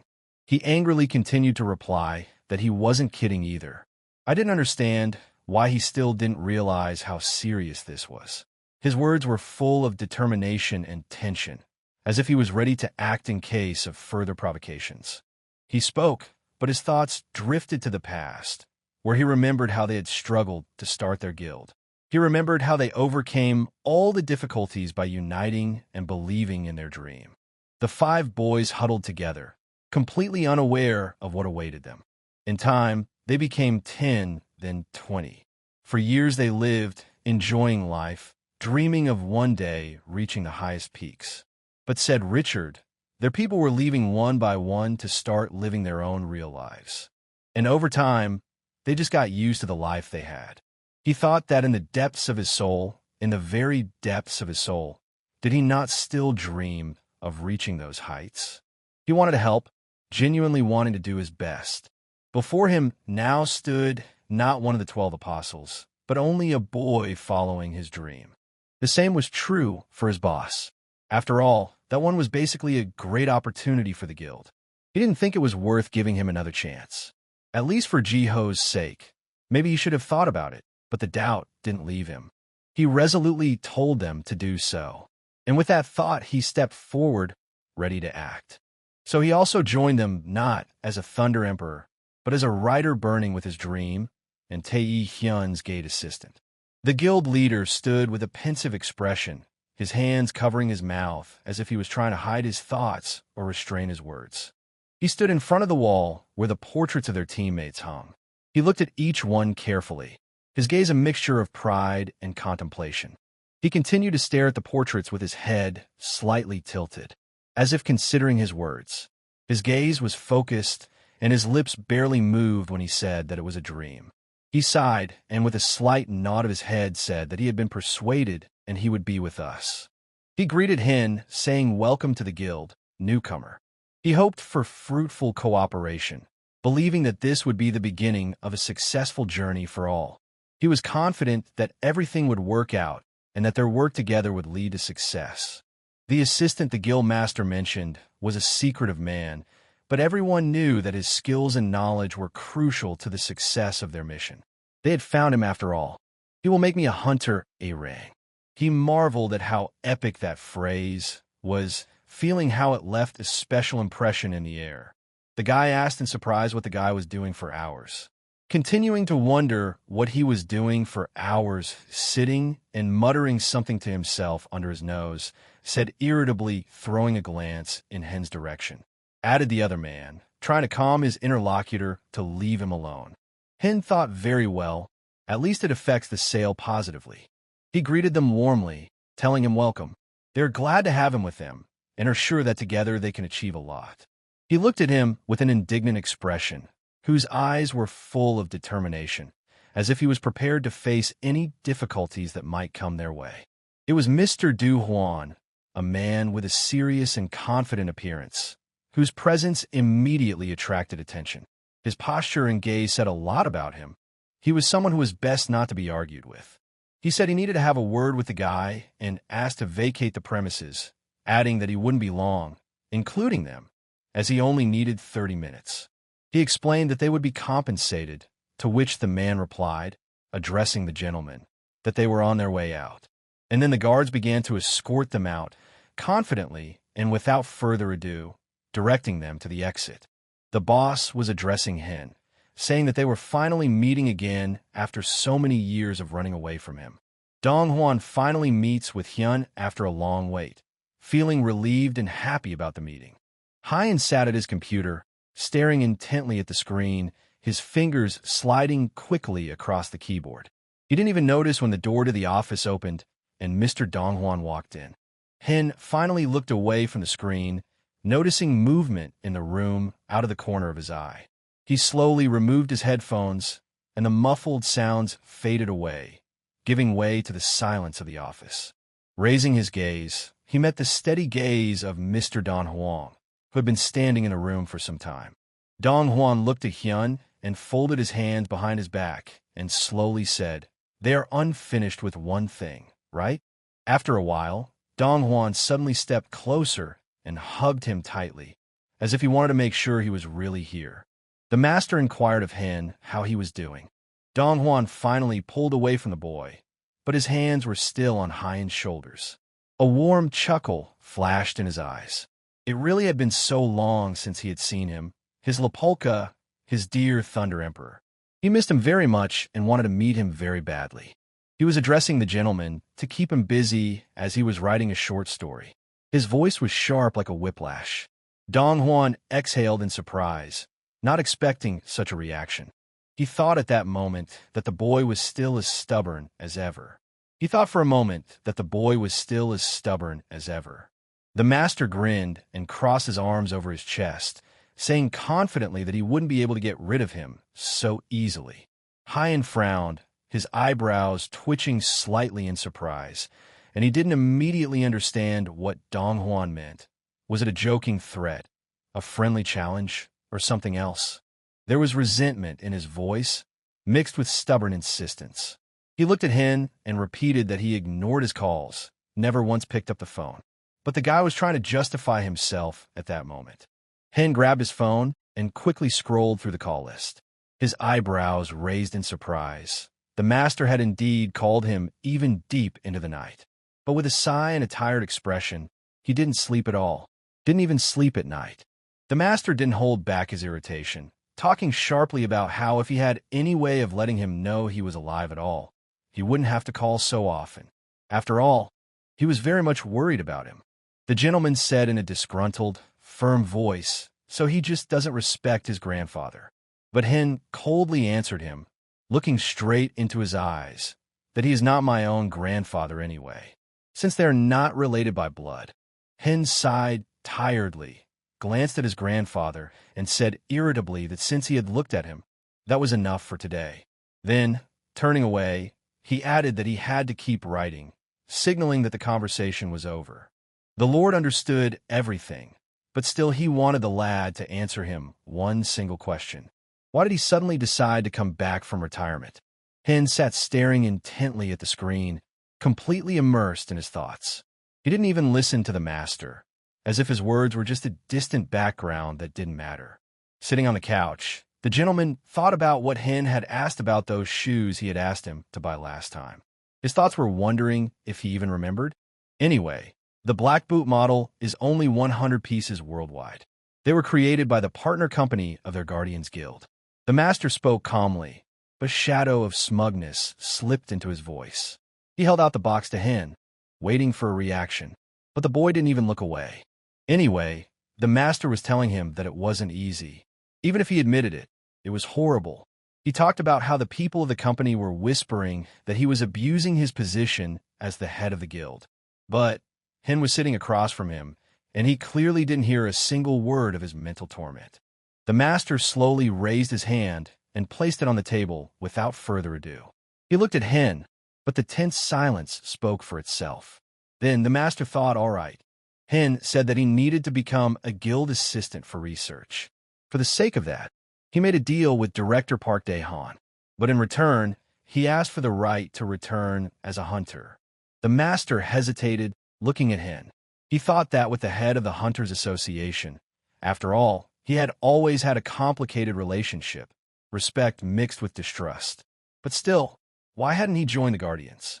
The Lord listened to the answer, but the words made him think. Hen had said that the Guardians were too strong an organization, making it hard to find realize there. Du-Hwan's mind flashed to realize. What did he mean by that? The boy thought with fatigue and slight irritation that this was why the naturally strong hunters didn't understand it. How could they know anything about the lives of ordinary hunters? And this was coming from someone whose editor had nearly lost his mind from the utter unrealism of his work. The master told Hen that he needed to continue his research. If he joined the Guardians, he would get the position of heir. In response, Hen added in passing that he had already joined the guild. Grandfather squinted his eyes and turned to him. What did he just say? But Hen calmly answered him that he had already chosen another path and to put his suggestions for someone else. At that moment, the gentleman grinned, his lips subtly curving into a sly smile. He kept talking about how he seemed to have lost that round. There was no disappointment in his voice, rather, a calm acceptance of the inevitable. It must be a really good guild if the Thunder Emperor himself had joined it. Although it could just be bought, said the Lord. And then, Hen addressing the master, said that he had just become an official participant, and he swore that if the master interfered, he would take action, to which the master promised him that he would not interfere. The master patted Hen's shoulder confidently, his hand resting on his shoulder with a light and confident gesture, as if a sign of support. He was making it clear that everything was under control, and he would always be able to count on him. The Lord tried to reach out to him and explain that if he came back, someone could definitely figure out who he really was, which meant there would always be danger, too. Sighing, he calmly said that he wasn't afraid of danger. Turning to Hen, the Lord said that the others might be in danger, for they were not as strong. He tried to tell him what responsibility he was taking on. He also reminded him that if anything went wrong, he would be the one to protect them. Hen sat on the monster, his posture confident but with a slight tension. Everything around him was hushed, as if nature itself was waiting to see what would happen next. And then, the Thunder Emperor raised his gaze upwards. His eyes were full of determination and cold confidence, and his face expressed strength, as if he was looking not just at the sky, but at the very essence of what was happening. The Lord grinned as he looked at the lad, thinking that he hadn't yet realized the full extent of the ordeal, but that's exactly what was needed. Hen looked at the Lord at that moment, with a sad expression on his face. Without giving up hope, the master kept telling him to work hard, and if things didn't work out, the doors of the Guardians were always open to him. But the stubborn Hen tried to leave and kept telling the Lord that he already had a guild. Hen spoke indignantly, his face contorted with indignation, but the Lord turned his back after closing his eyes. He stood still, fully focused on Hen's words, though his posture said he was listening attentively but not expressing emotion. The guy thought, finally, it looks like he's alive again. Turning to the secretary, the gentleman wanted to know how much it would cost to buy the cafe in question. The answer he heard was about £1 billion. The gentleman, not losing his cool, turned again to the secretary. And how much would it cost to buy the publishing house? The car started slowly, its wheels rolling gently down the road, leaving a thin trail on the asphalt. The secretary stood outside the building, holding the phone to his ear. His face remained calm, but there was a firm confidence in his voice. He said clearly, looking off into the distance, that he was sure. Holding up the newspaper, running his eyes over the headlines, he muttered about Hyun being with Du Hwan.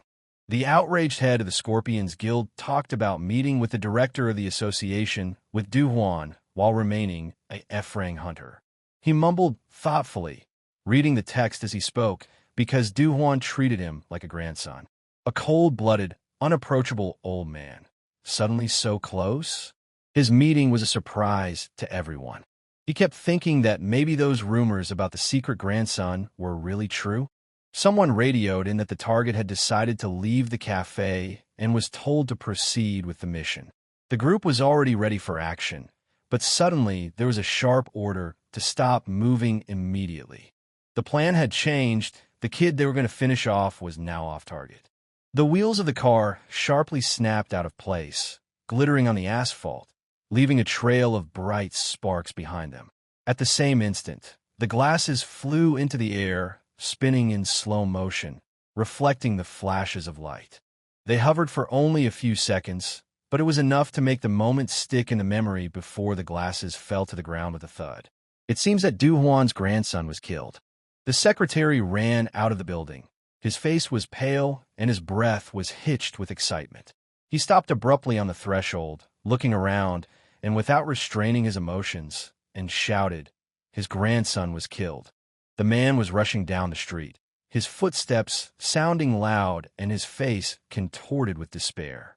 He didn't stay, shouting as he went, as if he had nothing to do with it. But his voice echoed, as if he were trying to convince not only those around him, but himself as well.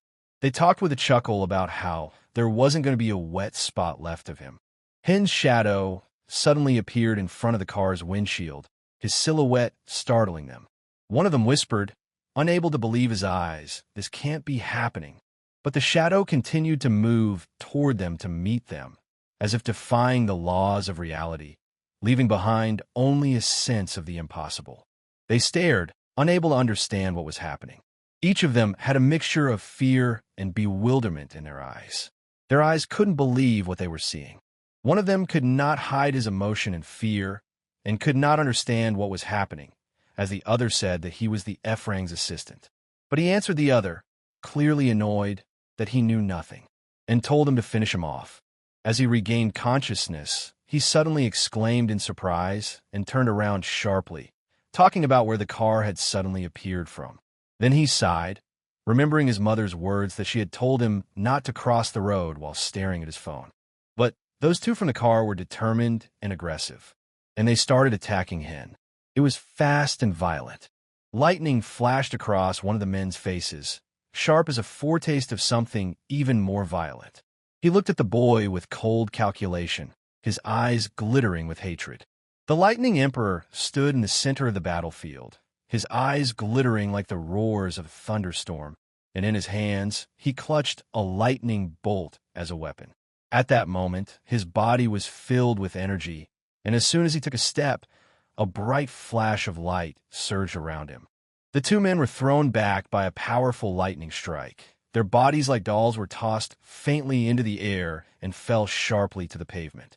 The Thunder Emperor stood against the dark sky, his gaze cold and uncompromising. Lightning flashed from his eyes like a living entity ready to destroy everything in its path. The Thunder Emperor gradually returned to the role of a simple guy.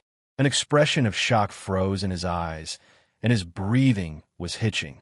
He looked around him, as if trying to realize what had just become reality, and couldn't believe what had happened. Anxiety clenched in his chest. This world never seemed to be the same as he had seen it before. He survived so that no one would see it. He also wondered if it was Mr. Duhuan. Hen stood still, his gaze staring off into the distance, where, like a shadow, the vanishing car disappeared into the distance. The thought of the Sword Emperor flashed through his mind. The boy wondered who would have thought it, that old man could be useful sometimes. He watched the men lying on the pavement and thought about the fact that they were both clearly hunters. But then why did they attack him, he thought. The thought never left his mind. He was going to ask Mr. Dahan. Later, an ambulance arrived with a sharp siren blast. Its doors instantly swung open. Hastily, coherently, the medics began to take out the victims, carefully placing them on stretchers. Everything happened at that moment quickly and professionally. His voice was sincerely regretful, but it was too late to change anything. He tried to apologize to Hen, and he was sorry for what had happened. But he also knew that those two had been reckless, but he didn't think so. For what it's worth, he thought those guys were out of line anyway. Hyun asked the head of the Korean Association, Park Jae-han, did he know those guys? But he replied that he did even too much, going on to say the kind of infamous scumbags everyone knows. Hen froze in place, his eyes widening in surprise. Did the head of the Korean Association know the people who tried to kill him? Such a thought flashed through his mind like an explosion. Park Jae-han's gaze was fixed on Hung, and his face reflected a rare moment of weakness.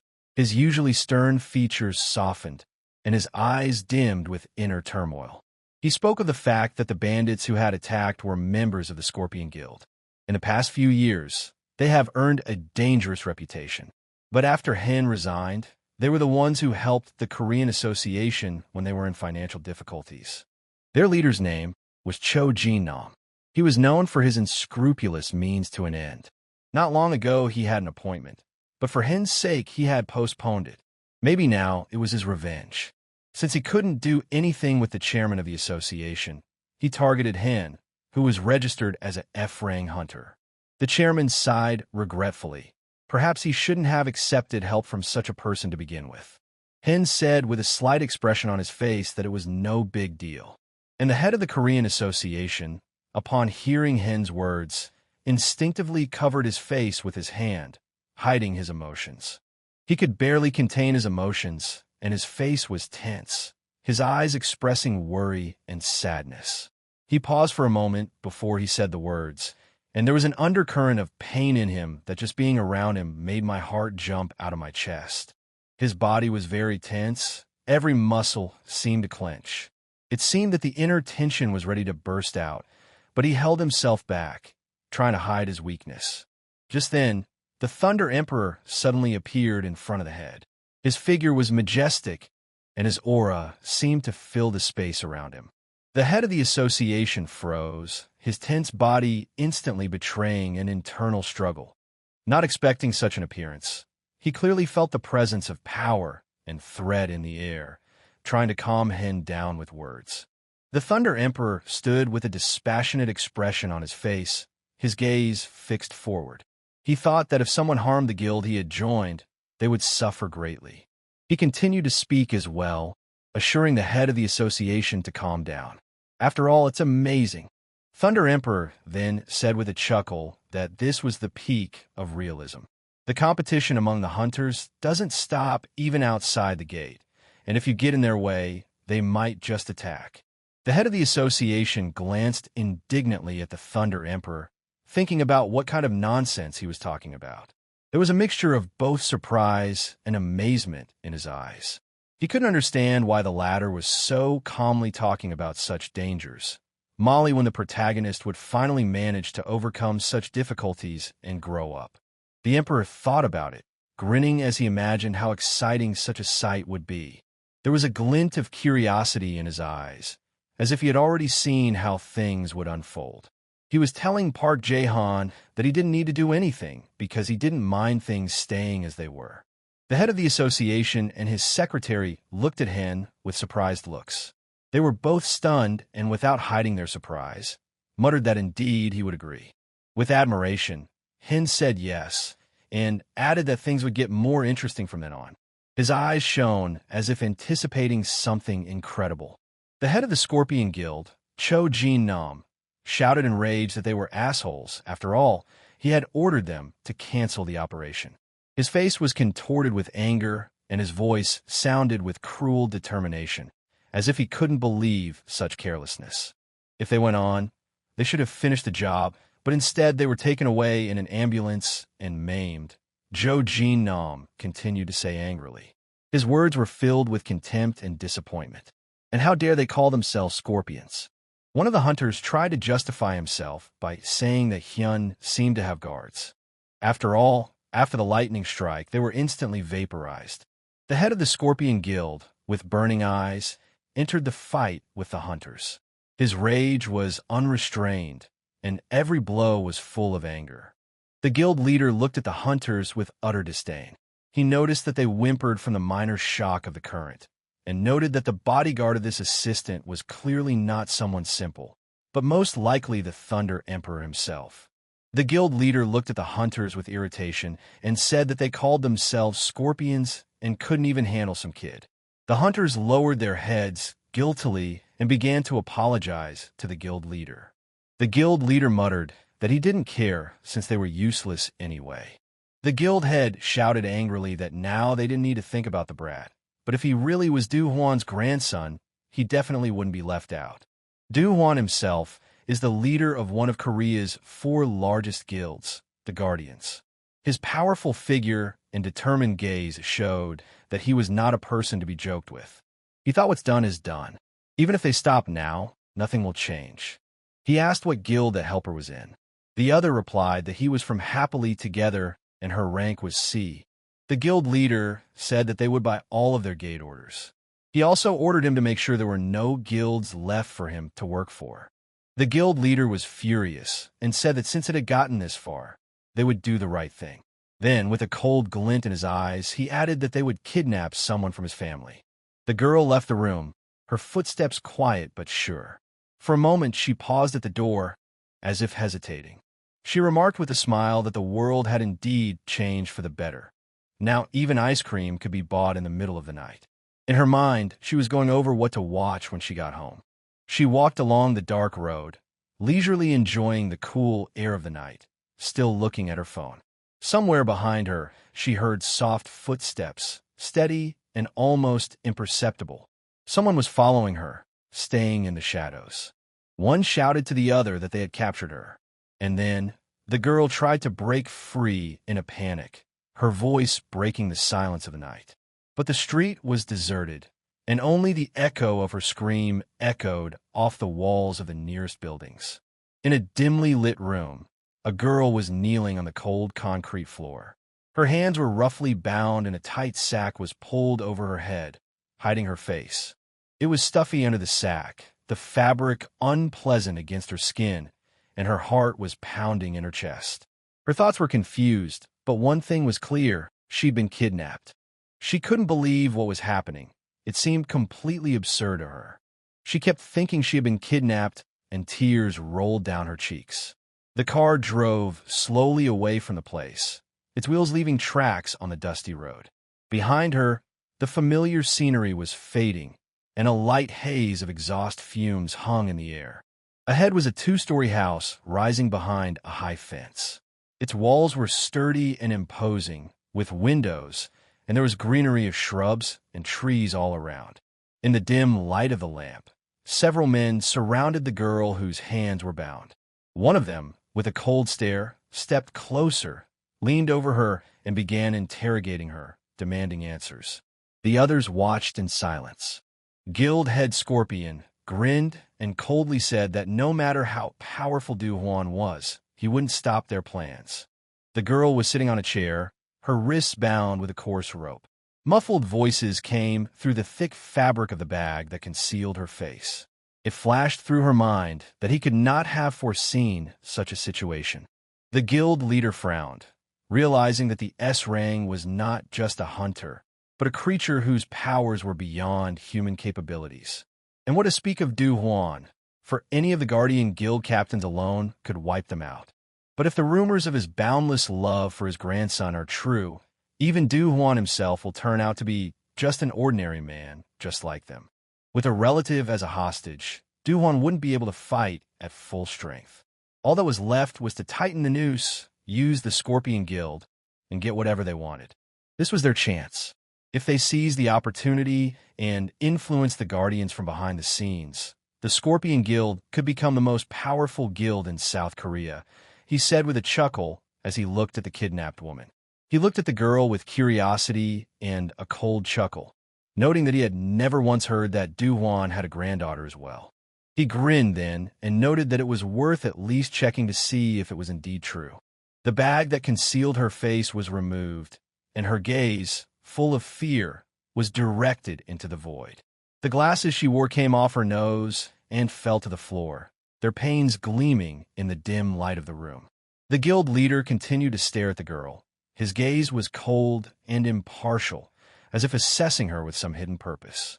There was no emotion or pity in his eyes, only calculation and cold vengeance. Later, he covered the sack over the girl's face again, his hands acting confidently and without delay. The sack rested tightly against her face, hiding her expression of fear and despair, leaving her in darkness and isolation.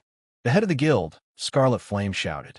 His voice rang out like thunder in the silence, and with each letter of the word, his face became even more furious. It was as if a bolt of lightning ran through the air. The bag that was over the girl's head suddenly burst into flames. The flames engulfed it with a bright, dangerous fire. It blazed brightly. And then she tore the ropes that bound her hands with a frenzied rage, and with a sharpened gaze, shouted, what did he mean about Du Huan? The Scorpion Guild head abruptly flew backwards, his body shaking from the impact. However, despite the pain, he reprimanded her as she stood. His voice was full of anger and authority. Turning to him, she noticed that the head of the Scorpion Guild had some business with their leader. She laughed and looked at him and turned to him and said that she had never been kidnapped before and wondered what would happen next. She went on to tell him that she wished it was more fun. With a loud laugh, someone uttered that finally that very day had come. The guy was addressing the newcomer to watch carefully, or else he would show him today who was the toughest in their guild. The newcomer stared at him in amazement, thinking how casually he said such things, as if he were a comic book protagonist himself or something. He seemed weirder every day. Ugh, why is panic already rising inside? The guild leader and his partner stood in a daze, their faces reflecting shock. Their eyes widened. Their breathing hitched. They couldn't believe what was happening. He looked at them gratefully and said with relief that he was glad to be accepted. He said that coming to them had been the right decision. Man Sasung remarked with a smile that it was rather they who should be thanking him. And at that moment, Hyung wondered what they were talking about. One of them exclaimed with utter delight that they were going to the gate, and this was only possible because of the clearance he had managed to get. To be honest, they had their own pride, so they tried to knock out the gate on their own. But the Scorpion Guild bought the orders right out from under their noses. Hin thought in surprise, looking in front of him. They said it was Scorpius doing. The head of the Happy Together Guild asked Hin if he knew them, but the boy replied that he didn't. He didn't know if he had done something wrong, but the feeling was eerie. With obvious relief, he shouted for the chief to be on his way. His blood was boiling with rage. He turned to see that someone was walking beside him. Hin took off his glasses, putting them carefully in his pocket. His face was a little more serious, his eyes clearer and more determined. He was silent, as if preparing for something important, and only sighed. Hin kept thinking about how they were going to play out that situation, and his heart filled with sadness. A slight sadness reflected in his soul, as if he already knew how it would end. He pulled out his phone, and looking at the screen, his face became even more grim. His eyes reflected a deep, tired look. He saw something that only his sense of hopelessness. He saw a message on the screen that instantly robbed him of his strength. His sister had been kidnapped. His heart clenched, and for a moment the world around him seemed to darken. Everything became unimportant, except for that shocking revelation. He stood up, unable to take his eyes off the screen, reading every word of the correspondence. Each new message seemed to fall on his soul like a heavy stone. His heart clenched as he realized his sister was in danger. The door creaked open, and shadows from the corridor began to fill the room. There was silence in the air, as if the whole world had frozen, waiting to see what would happen next. The sudden impact shook the room, and the air seemed to thicken, becoming heavy. One by one, people began to lose their balance. Some collapsed to their knees. Some fell to the floor before they could grab onto anything. The room was in chaos. He shifted his gaze to the head of the guild, waiting for an explanation, so he didn't understand what was wrong, and his voice trembled with tension. One of the guild members begged him to leave, but the girl sharply shouted at him, telling him to get out and not to try that again. Hen stepped forward, glaring at the one who was leaving, and coldly said that it was a disgrace to grovel before a girl like that. One of the Scorpion Guild disdainfully remarked that the S-rank girl was only nominally a S-rank girl, but in reality, she was just a pretty person, and he suggested that if they attacked her together, they would be able to pull it off. However, guild leader Scorpion himself shouted for everyone to be quiet and reminded them that Scarlet Flame was in front of them. Wherever she appeared, only ash remained behind her. Every gate she entered burned so hot that the heat could be felt even at the entrance. She was a fire mage, specializing in mass spells, which was a rarity among hunters. Guild leader Scorpius irritatedly addressed his subordinates. Did they really think that being attractive was enough to get a S rank? Did they think they were lucky to get off so lightly? He pondered with rage and a cigarette in his teeth how things had gone so wrong, and who would have thought Scarlet Flame was Du Huan's granddaughter.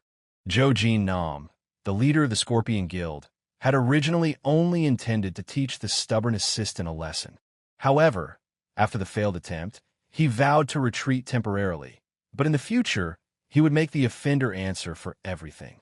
Guild head Scorpius invited his subordinates to approach him. When Scarlet Flame entered the room, all eyes immediately turned to her. The faces of those present expressed surprise and admiration, and some even stepped back as they felt the unbearable heat. The head of the Scorpion Guild suddenly noticed that the girl known as Scarlet Flame was not going to leave. He offered her a ride home out of fear, but she refused, saying it wasn't that. Scarlet Flame changed her mind about letting the members of the Scorpion Guild go. With a flick, she summoned a spark of flame, illuminating the room with an ominous light. Everyone present froze in shock, unable to believe what was happening. Their eyes widened, their faces turned pale, and their bodies were petrified with horror at its power. Everyone around me was screaming. Why? What's going on? Screams echoed in the room, reflecting the growing panic. A sense of imminent danger hung in the air, causing hearts to beat faster. Scarlet Flame noted that this was the first time Hen had asked her for a favor, and she was curious enough that she decided to find out what it was all about. At that moment, the head of the Scorpion Guild thought that those guys had decided to bully his brother. He continued to wonder if they had done this to themselves. Scarlet Flame grinned, uttering that it was her prerogative to mock an eye. In the dusky sky, bright lightning illuminated a two-story house with a tall fence, casting harsh shadows. The girl walked slowly forward with her head bowed. Her long hair hid her face, her shoulders were slumped, and her gait expressed deep sadness. Flames of scarlet flames flickered behind her back. The fire seemed to follow her, reflecting her inner torment and pain. Suddenly, she felt the flames on her body intensify, and looked around in surprise to find her trail of fire forming bizarre patterns on the ground.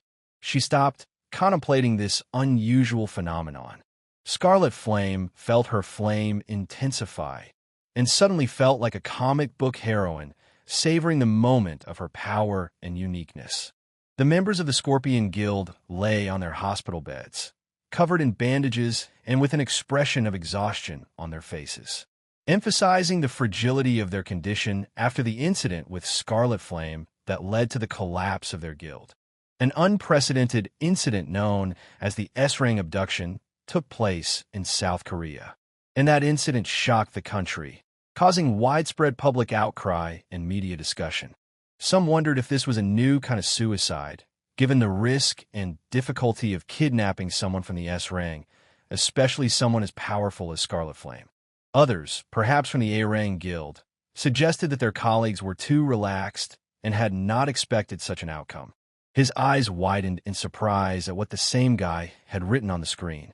At the same time, on another phone correspondence, Hen apologizes that he can't send the material. We'll surely send it to him tomorrow. He felt the tension building and realized it was time to act. The boy hesitated, feeling the bewilderment overwhelm him. A thought flashed through his mind. Who were they to ask so directly? And then Hen thought and answered him. Did he really want to know who they were? The girl clenched her fists, her face spread into a joyful smile, and she looked at him intently, as if proud of his determination.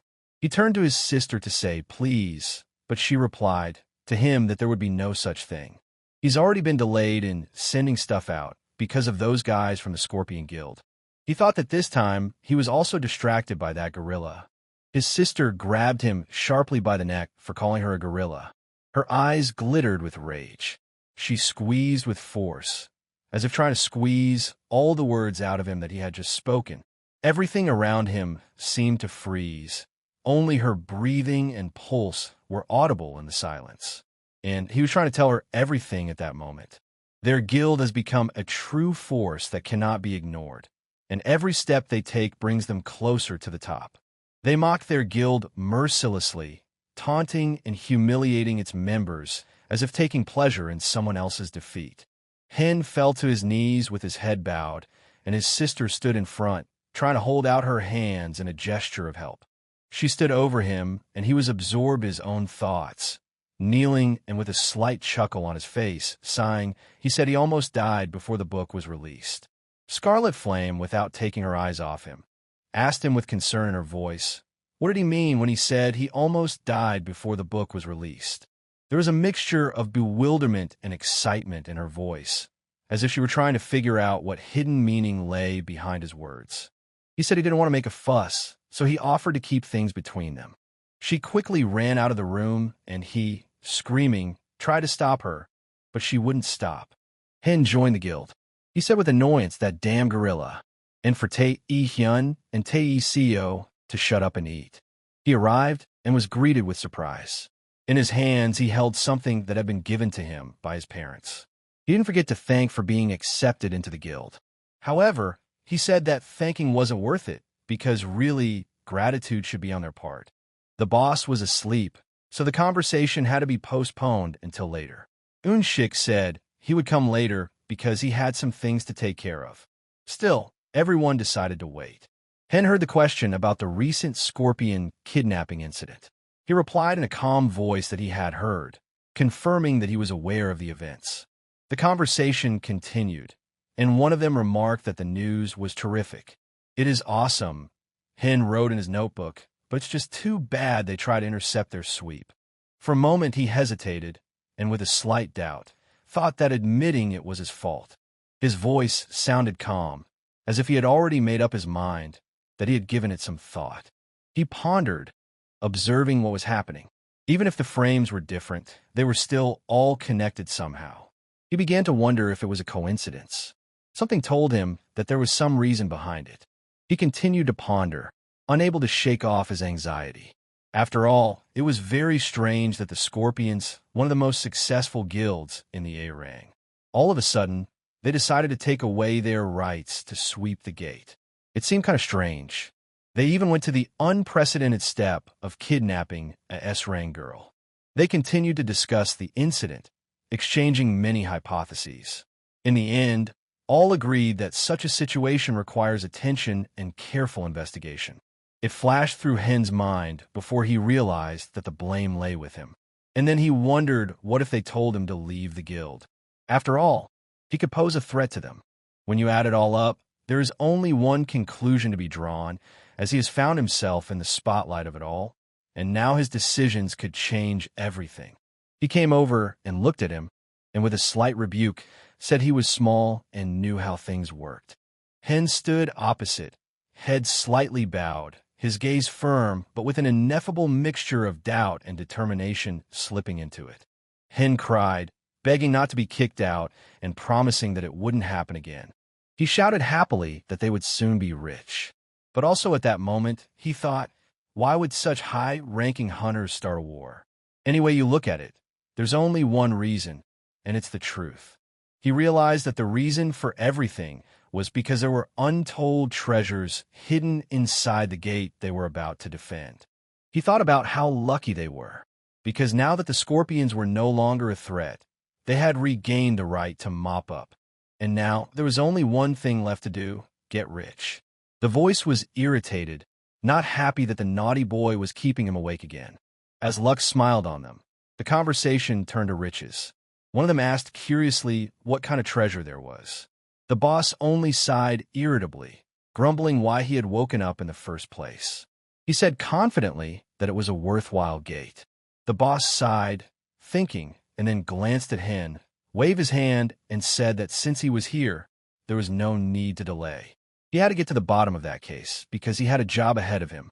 One of the heads of the Happy Together Guild grinned and said that once they took the treasure, they could forget about his miserable job as a mercenary. In return, Man Sa Sung confirmed to him that that was exactly what would happen. He exhaled a sigh of relief, a flicker of thought that he already thought was the end. At 24 minutes past 12, he received a text message asking him to discuss the material he had sent that morning. The caller asked if he had time to talk. He looked at the phone and thought about the fact that it was 100% feedback. He looked back and heard a familiar voice coming from behind him. His heart beat faster, the intonation all too recognizable. At first, he enjoyed reading the book. He noticed that the author had greatly improved the style and depth of the characters since the contract termination conversations. Hen was very happy and began to thank, but at the same time he thought that despite all the improvements, the shortcomings had still changed. The editor asked him to give an example to better understand the deficiencies in question. He told Hen that the moment when the main character becomes a hunter in range will be pivotal to his development and relationship with those around him. The editor looked at Hyun and, waiting for his response, continued with the thought that his text had become much more realistic, more interesting to read. But there was something that needed improvement. He also went on to say that the plot has become too routine, due to the lack of meaningful events that would make the character develop. That's why the work doesn't progress. The editor added that usually the protagonist starts off as a normal character, but as time goes on and he goes through battles and trials, he becomes stronger, He also continued that readers draw parallels to the character's growth story and feel the climax more deeply and fully. Hen reflected on the growth story. The editor, noticing his reflection, replied that it was absolutely true. He also reflected, remembering the editor's words that even the 12 apostles were not perfect from the beginning, going on to say that they were tempered by hardships that gradually turned them into heroes of our time, thanks to this progress. That's why people like them. Their strength, confidence, and cohesion were admirable. The editor replied to him that, of course, he had heard of the Thunder Emperor who was born with great power. At that moment, a feeling flashed through Hen's mind that he didn't understand anything yet. The only thing the editor wanted Hen to point out was that it was time for the main character to grow up. Hen thought about the editor's words. His eyes clouded over, and his thoughts swallowed him up like a thick fog. He was silent, his mind swarming with ideas, but he couldn't put them together. He thought that in the next chapter he would need to describe a scene of a trial that his character would become stronger after passing. He felt it would be an important moment of character growth. The editor, after listening carefully, agreed with his idea. Exactly what was needed for the next event. He glanced at his watch and regretfully noticed that time was running out. The editor apologized to Hen, saying he had to leave early because of the meeting. In return, Hen thanked him for the feedback. Before I left, the editor added, the phrase just before I left, he informed me of something else. What is growth for a writer? I was hoping he'd think about it. Hen nodded silently, processing the words in his head, because that's where the main character's journey begins. He sat pensive and his thoughts focused on the next step in the story, and he realizes that this is where his character's journey of growth begins. Such a moment is more pivotal, like the beginning of something big and meaningful. Two men stand back to back, surrounded by monsters. One with a sword, the other with a magical artifact, ready to fight. The fog creates an atmosphere of tension. The moment of their growth, where each monster is a step towards development. In the dark room, the tapping of keys is barely audible. The computer screen illuminates his focused face, reflecting the flickering lines of text. The air is silent, broken only by the occasional click of the mouse. He sat with his chin resting on his hand, staring thoughtfully at the screen. The light of the monitor illuminated his face, reflecting concentration and intense thought. He posted on a forum for writers that he didn't know how to describe the hero's growth from Rang to in-Rang. He stared at the screen for a while, waiting for an answer, going over the possible options in his head. Then he thought, what if he just made him stronger after training? He was angry with hunger and thought that such a text was not enough, as internal growth was also needed. Typing on his keyboard, he thoughtfully asked, what does internal growth even mean? Hungry with a churning stomach, he tried to think of something sensible to do, but the thoughts stubbornly slipped away. The computer screen popped up, which is a little hard to describe in words, but it usually has to do with overcoming a trauma or resolving an internal conflict. Hungry and irritated, he pounded furiously at the keys, tried to figure out what it meant to help a friend overcome difficulties to develop characters together. His thoughts were jumbled, and he couldn't concentrate. He sat in the dark room, staring thoughtfully at the computer screen. His hunger reminded him of himself, but his mind was on other things. But the thought flickered in his voice that he had no idea what they were talking about. He wondered if watching a comrade's growth was something he could do. With a smile, he said that if he needed to observe the height of a comrade, he could do it. Hen's mind was in chaos. Ideas were jumbled together. Suddenly his attention was caught by a picture on the screen. A tense hunting scene was taking place, where a huge beast was furiously attacking one of the hunters. The hunters lined up in a line and held their defenses against the huge beast that was fiercely attacking their position. One of them shouted loudly for them to keep their formation, as in such cases it was necessary to keep formation to effectively resist the attack of a large beast. A huge beast with an open mouth and sharp claws rushed at the hunters, causing them to react instantly. But the hunters did not give up and surrounded the huge beast, preparing for the decisive moment. A huge beast with an open maw and huge eyes attacking one of the hunters was furiously creating sounds. He attacked the hunter, grabbing his sword in his huge paws. But the hunter didn't give up, gritting his teeth and saying, "I'm sorry, but I'll win anyway." The hunter, surrounded by the beast, did not give in. He tried his best to wrest the sword from the beast's huge clutches. The struggle continued, and the outcome was unpredictable. Sun Ho Young Shik and another hunter were armed with spears and swords, fighting the giant beast with determination and aggression in their eyes. Strengthening their morale, the hunters act cohesively. They sought to prevail over a mighty foe. Hen's journal recorded how the huge beast, with a fierce growl, desperately resisted the hunters trying to tie him up. He threw them away, not allowing them to approach. However, despite its resistance, the hunters kept trying to tie it up, but the beast did not give up, desperately defending its freedom. With tears in his eyes, he couldn't think of what to write next. He noticed that he had been using the same strategy for weeks on end, without any noticeable progress or development.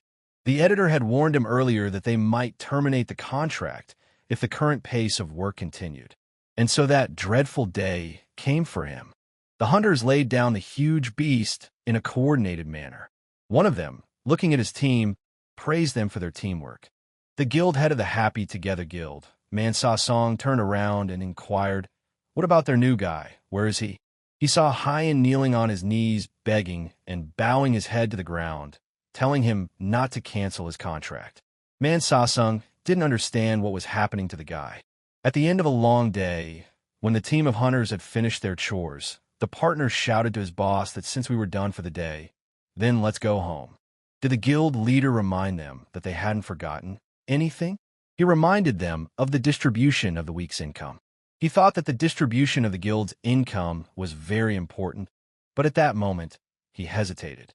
At that moment, his partner reminded him with a smile that he was talking about Hen's homecoming and enrollment party. He noted that it would soon be week 4, and it was time to celebrate. Man Sa Song remembered the upcoming rookie party and felt a surge of joy. He was looking forward to such an event, which would be a bright end to their work week. He apologized, informing them that he was very busy. Walking away without turning around, he added, "Guys, that could be put off until next time." The three of them stood, their faces reflecting a deep sadness. The three hunters were standing side by side. And then, the partner, noticing the silence of the boss, tried to ask him if everything was all right. The chief told him that he was not, and continued to remain silent. The thought never left his mind that he was the head of the family, and he continued on his way, absorbed in his thoughts, while the shadows of the trees flickered across his path. He was riding on a streetcar. The images of the past days, the moments he couldn't forget, flashed through his mind. The outside world seemed to dissolve. Only the inner dialogue remained, where every word echoed. The streetcar continued on its way, and he kept thinking and thinking, trying to find the answers to the questions that kept bothering him. He walked into the book section of the mall, and upon picking up one of the books, he experienced a profound surprise. Then he went to a flower store, intending to buy a potted plant or a bouquet. But after weighing all the pros and cons, he decided to opt for a more familiar and unpretentious bouquet that would easily fit into his daily life. With this decision, he headed to the cash register to pay for the book and the bouquet. Satisfied with his choice, he felt light and calm, as if he had made the right move.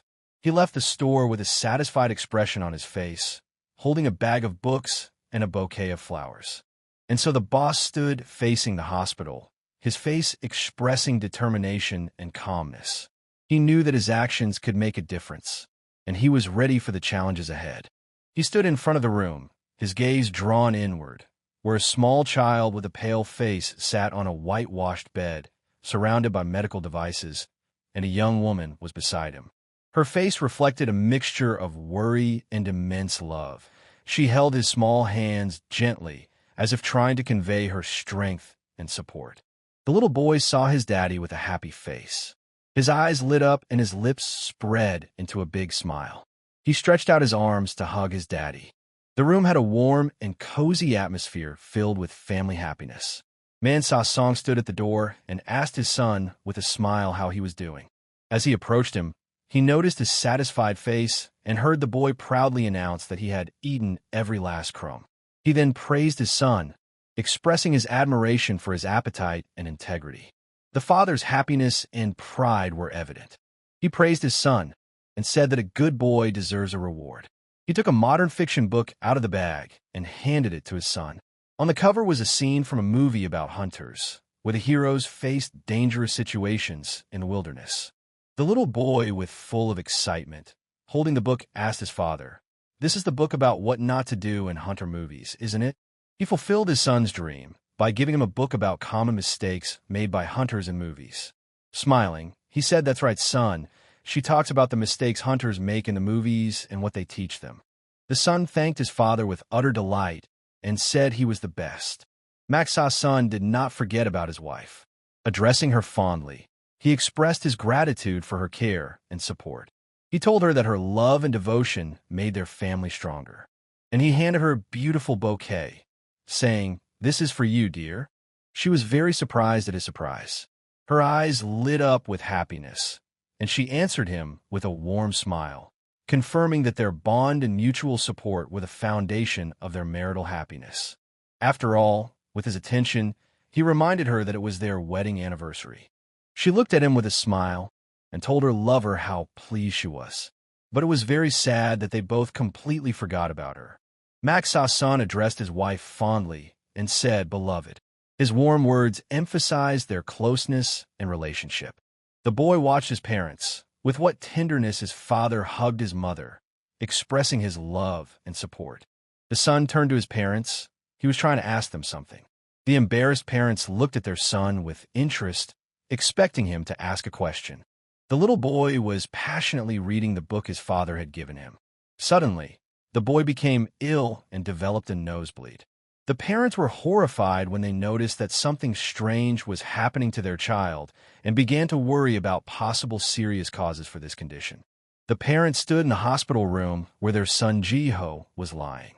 The father and mother tried to keep their composure, but unable to hide the trembling in their voices, spoke softly to Ji when they saw that he was losing consciousness. The child is lying in the intensive care ward, connected to a ventilator. The mother pressed her clenched hands to her lips, holding back tears and holding her son's hand. Meanwhile, the father was talking to the doctor. The doctor informed the father that their son Ji-ho has a rare disease related to his magic powers. His condition would worsen with each passing year as his magic powers grew stronger. He was shocked by this news and didn't know how to help his child. The doctor, realizing the complexity of the situation, felt it was necessary to perform the operation as soon as possible. The father, holding back his emotions, recognized the gravity of the situation, but his look betrayed a deep concern and love for his son. The doctor offered to prepare everything necessary to perform the surgery at any time, pending the parents' decision on whether to proceed. Clenching his hands tightly in a fist as if they were two pebbles, he mouthed back to the doctor that okay, we should get started immediately. He thought about the fact that he would have to take out a loan again, and if he couldn't, he would try to find more work and earn money. He stood to the side, his gaze fixed on her, reflecting concern and a desire to help. The space around them was empty, emphasizing their isolation and despair. Manhwa Song slowly approached her, his footsteps quiet so as not to disturb her. He stopped beside her and gently placed his hand on her shoulder. Wiping away her tears, he told her not to worry about the money. He would get it. He assured her that he would take care of the medical bills, in an effort to relieve her of her financial worries during such a difficult time. His words were full of determination and love. And in that moment, my son whispered, "Daddy," when they both turned to their son, and in a blink of an eye asked about his well-being. The atmosphere was filled with anxiety and concern. Turning to his parents, Ji-ho, being under the machine, with difficulty whispered through the mask, "Mom, Dad." His parents, hearing his faint voice, immediately approached, their hearts filled with hope and anxiety. The father, holding back his excitement, gently asked his son how he was feeling and told him not to worry.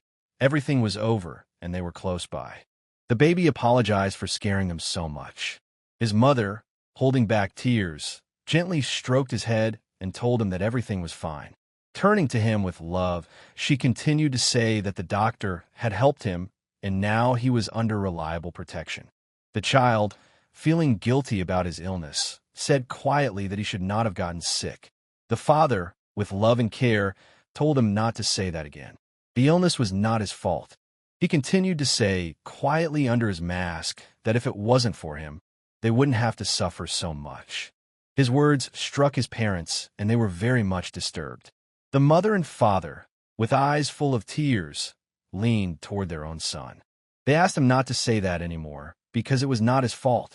They were with him because they loved him and wanted him to get better quickly. His presence was their joy, not a cause of suffering. They kept telling their son that he had nothing to apologize for at all. The mother bowed her head to Ji-ho, saying that they should be the ones to apologize to him. The father, unable to hold back tears, promised his son that he and his mom would do everything they could to make sure he would never be hurt again. He concluded that they would help him get back on his feet, no matter what the difficulties. There was a tense silence. The mother knelt in front of her son's bed, head bowed, her shoulders shaking with silent sobs. The father stood, turned away, clenching his fists. Man-Sa's son stands in line in front of the building, perhaps waiting for the bank to open. He stood in a long line. The time dragged agonizingly slow. The hour-long wait made him feel annoyed and helpless.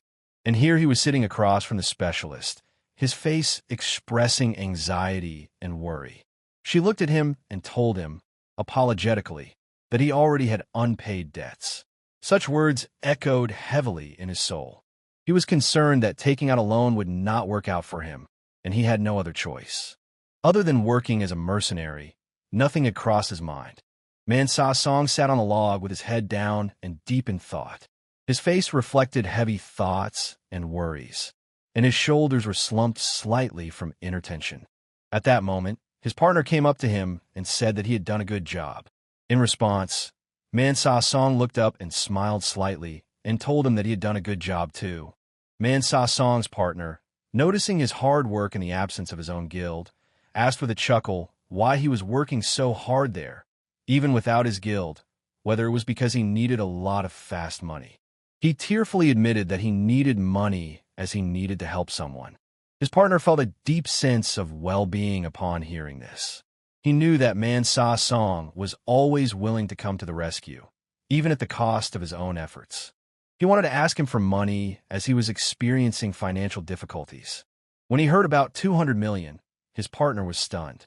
His eyes widened in surprise, and his mouth dropped open slightly as he tried to comprehend what he had heard. The pause lengthened before he could speak.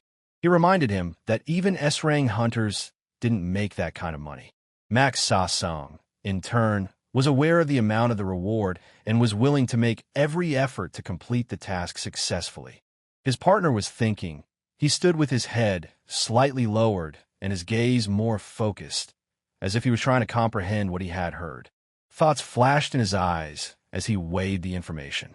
He knew that a lot depended on his decision, and this realization made him think carefully about every possible step. And then an idea came to him. And then he dialed the gentleman, reminding him of the conversation they'd had earlier about S-rank hunters. After the phone call with the gentleman, the partner looked depressed. He stood with his head down, his shoulders tense, and his gaze fixed on the floor. Man-Sa Sung said that it was the kind of work that paid well. His partner agreed, albeit hesitantly. Max Sa-sung pondered the work ahead of him, wondering about her character and the reasons why she had caught his attention. He was confident in his abilities and had no doubts. His partner explained to him that the Witches' Guild of Virang was looking for a human shield to protect them during the use of magic. However, clearing a high-level W-rank dungeon posed a serious danger to the C-rank hunters. Man-Sa Sung learned that a successful dungeon sweep would bring in a profit of over 500 million. Since he would be the only living shield, his share would be around 100 million. Realizing the significance of the amount, he agreed. His partner understood the complexity of the situation he was in.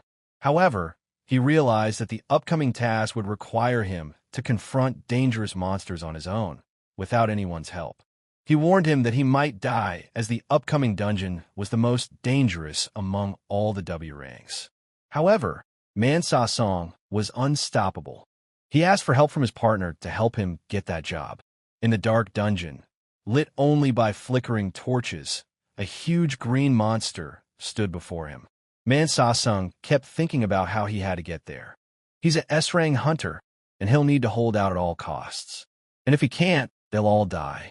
Man Sa-song gathered all his will and determination and prepared for the upcoming fight with a huge green monster armed with a massive axe. The monster's eyes blazed with a bright firelight, reflecting a sinister glare. In his massive hands, he clutched a huge axe, its blade glinting, ready to rain down on anyone who dared approach. But despite the danger, Ma Sa-song did not give up. He gripped the tip of his sword tightly, preparing for the decisive battle with the fierce beast. His fiery eyes glittered in the darkness, and his axe swung with terrible force. The fight continued with unrelenting tension. Man Sa-song continued to fight the fierce beast whose fiery eyes glittered in the darkness despite the fatigue and danger. His every stroke was full of determination. He knew that not only his own life, but also the success of the entire mission depended on his fortitude. With each passing moment, the battle grew more intense, testing the limits of his endurance and courage. His thoughts were focused on why the landlord had suddenly raised the prices of rent and deposits. His thoughts swirled around the question, trying to find an explanation for the sudden increase. He was warned that if he suddenly didn't pay by next month, he would have to move out. He realized that he could not indefinitely acquiesce to such changes. He was informed that the rent for the guild office would increase by 200,001 next month. He was alarmed by this news, as the additional cost would be a serious blow to the budget. He pondered what steps to take to deal with such an unexpected financial burden.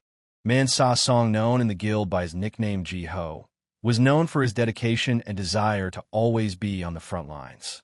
Realizing the importance of the mission, he was ready to act without delay. No matter how many difficulties he encounters along the way, let no one think that he will give up so easily. And despite the hardships, he was not going to give up and continue to fight to the end. His determination and steadfastness were unshakable, and he was ready to go on until the victorious end. As he was in desperate need of money for an emergency operation, realizing that time was short, he was prepared to do anything. His determination and willingness to take risks was dictated not only by the personal circumstances of being the head of a family, but also by the possible consequences for his team. In the midst of a fierce battle with a giant beast armed with a massive axe, Man Sa-song was severely injured. Fainting, his comrades in arms shouted at him to use all his mana and attack with redoubled strength. They knew that only the full utilization of his magical abilities could change the course of the battle. In that moment, his whole life seemed to flash before him. He had so hoped to defeat the monster. With tears in his eyes, he remembered his son Ji-ho. At that moment, his heart was filled with bitterness and determination, for he knew he had to survive for his sake. As he lost consciousness, he saw the silhouette of his son shining before him with a warm, cheerful smile. In that last vision, it seemed that his son was quietly speaking words of encouragement, as if confirming that he had turned out to be something good. In those moments, he reflected on his faith, feeling inept, for deep down, he was searching for a higher power to help him and his son. Falling asleep in front of the monitor, Hin wondered, what kind of growth could we be talking about? He thought about how his head was about to explode, since it was already morning and he hadn't, not once, slept a wink. In the silence of the room, the phone suddenly rang sharply, breaking the calm and making me wince. It was Ho's son. Responding to his son, Ho said he was just about to go to work. When he heard that he was going to work, he was genuinely surprised. His eyebrows raised, his eyes widened, and his face was a mixture of bewilderment and worry. In the hospital room, where the instruments pulsed quietly, Man Sa-song lay on the bed, slipping into a faint consciousness. His wife was leaning over him, her face reflecting deep concern and worry. She held his hand gently, occasionally stroking his arm, trying to convey her warmth and support.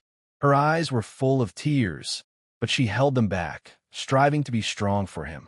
Standing at the door, Hyun and the head of the Happy Guild discussed together that boss man Sa-sung had overworked his wage labor to raise money for his son's surgery. Such information surprised him a lot. He expressed his displeasure that Man Sa-sun did not share with his co-workers, considering them as close people who could have helped him. Hyun also expressed his dissatisfaction by scratching the back of his head. He thought that as close friends, they could help in a difficult situation. Hyun expressed his desire to help his boss and inquired as to how much funding would be needed to support him in a situation. The guild leader rejoiced about the fact that he was the Thunder Emperor and how good it was that he had decided to support his boss.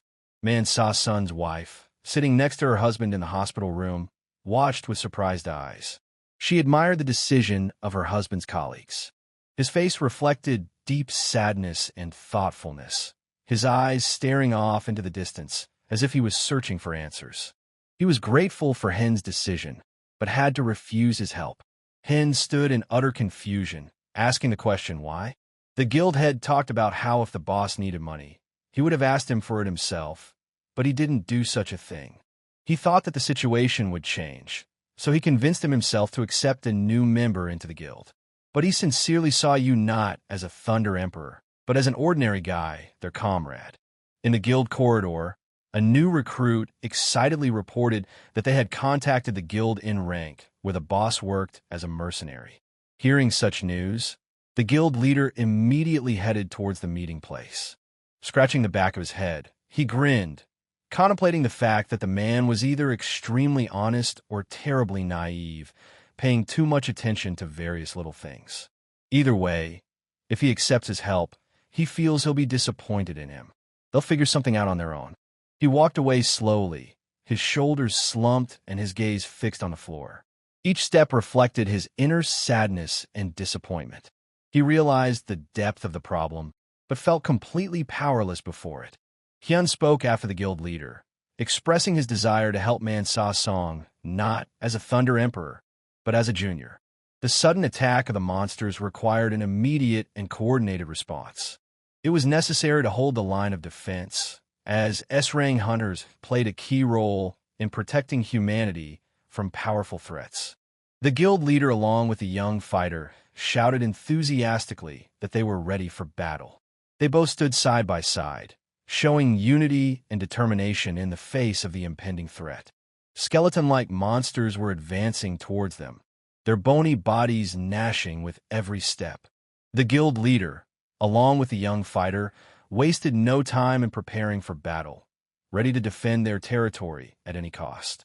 He noticed with alarm that they were gradually being pushed back, and urged his subordinates to intensify their efforts to prevent the monsters from reaching their positions.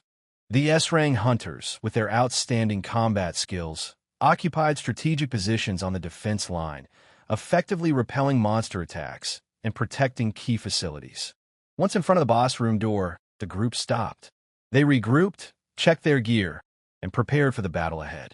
Tension was in the air, and everyone was focused and ready for action. The hunters sat slumped and exhausted after a long and hard battle. Once in the Virang dungeon, they fought hordes of skeletal monsters. Even though they had been battling smaller opponents with them, their fatigue and injuries were beginning to take their toll. He wondered how the boss handled such an ordeal alone. He pondered that it might be wise to bring in some of the W-rank hunters as human shields. If the hunters can't resist the regular monsters, then defeating the boss becomes a serious problem. And at this rate, they will all be finished off. He thought about his companion's words about the W-rank mercenaries, whose value was 300 million. After all, they were not bandits, and that kind of money would be hard to find. He pondered on how they should be in that situation. The S-rank hunter had handled the boss last time. Though he fell towards the end, now with two in the team, they hoped to succeed. The guild leader felt anxious. He thought that perhaps he should have brought in some of the hunters, because they were right. His gaze slid downward, reflecting his inner turmoil. Would he be able to last asking such a question? He continued to ponder, what if by some unfortunate chance, both he and Unshik were injured? Hin turned to Ho's son, young Shik, respectfully as usual, to which the latter only noted his presence in surprise. He grinned, the corners of his lips lifting slightly, giving away a chuckle when he heard the greeting. Shik and Ho pounced on Hin, their voices ringing with indignation. They demanded to know what was wrong with him and what he was doing. Ho clenched his fists and frantically tried to find out who had done this to him. But Hin only continued to laugh. Hin thought about the battle ahead and confidently decided that today they would take this boss to hell. He was ready to take charge and lead the team forward, counting on his brothers to trust him and follow his instructions. The blows shook the ground, and shouts merged with the rumble of battle. Hin moved swiftly, dodging while Shik and Ho furiously dashed forward in a coordinated attack. Hin gazed into the battlefield, perplexed. Instead of the boss, only small undead appeared, as if something had gone wrong. A thought crept into his head. Had someone else come before and destroyed him? But that was unthinkable. If the Hunters Association caught someone who dared to do such a thing, his career would be destroyed. Who would take such a risk? He glanced at the older man and decided firmly that it was better to stop the raid, as he saw no point in continuing. Something was obviously wrong. The older man looked back, waiting for an explanation, but only asked a question. Why? There were so many of them. He felt that his magical powers were running out. Each spell was harder to cast, and fatigue stiffened his movements. He clenched his teeth, realizing he wouldn't last much longer.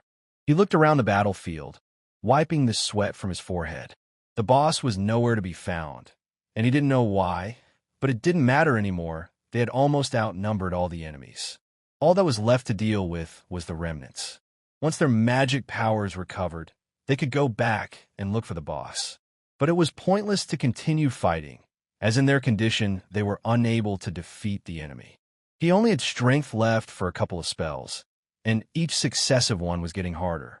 Shik and Ho felt that their strength was running low.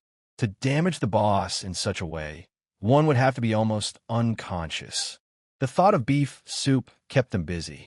Those S-class guys definitely wouldn't be able to handle such a task. The Elder had probably expected more, but now they were barely hanging on. The Elder looked at the team and, sensing that there was no more strength left, decided it was time to end the sweep. He evaluated the past work and realized that the day had not brought the expected result, but still decided that it was not the end and praised his team. He offered to return to the same spot another time when their strength was restored. The guild leader came up just in time, noticing the weariness in their eyes. He sighed tiredly, feeling his arms literally falling off from the exertion.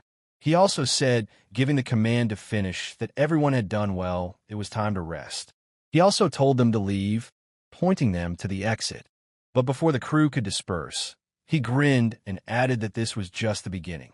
There was confidence in his voice, for there was more to come.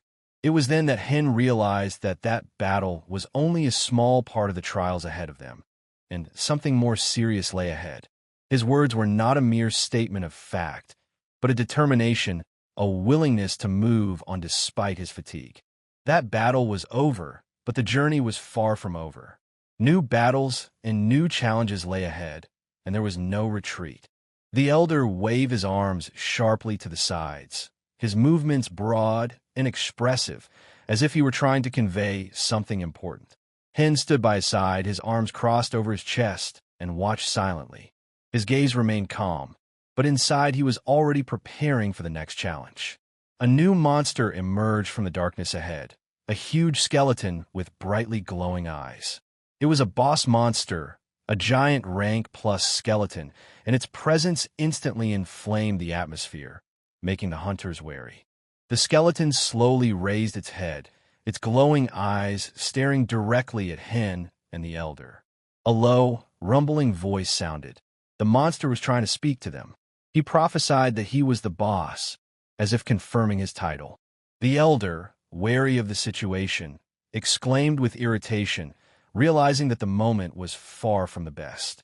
He quickly looked around at the hunters and commanded them to get ready. It was necessary to finish the boss in one fell swoop before the situation got out of control. The hunters quickly took up positions, focusing their magic. Fire arrows flashed in the air, their flames quivering as they waited for the command. An electrical discharge ran through the ground, creating tension, ready to come back outward in a devastating blow. An ice spear formed in the hands of one of the mages, its surface glistening, radiating deadly cold. The atmosphere heated up. They all unleashed their spells on the giant skeleton at once.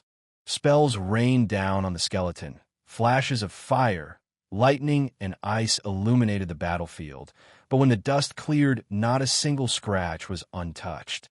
They were surprised that such a powerful blow and no effect and no magic helped. They raised their heads, looking straight into the monster's face, which was now completely open. The empty eye sockets shone with an ominous light, and the bony smile seemed to mock their attempts. Their magic didn't work.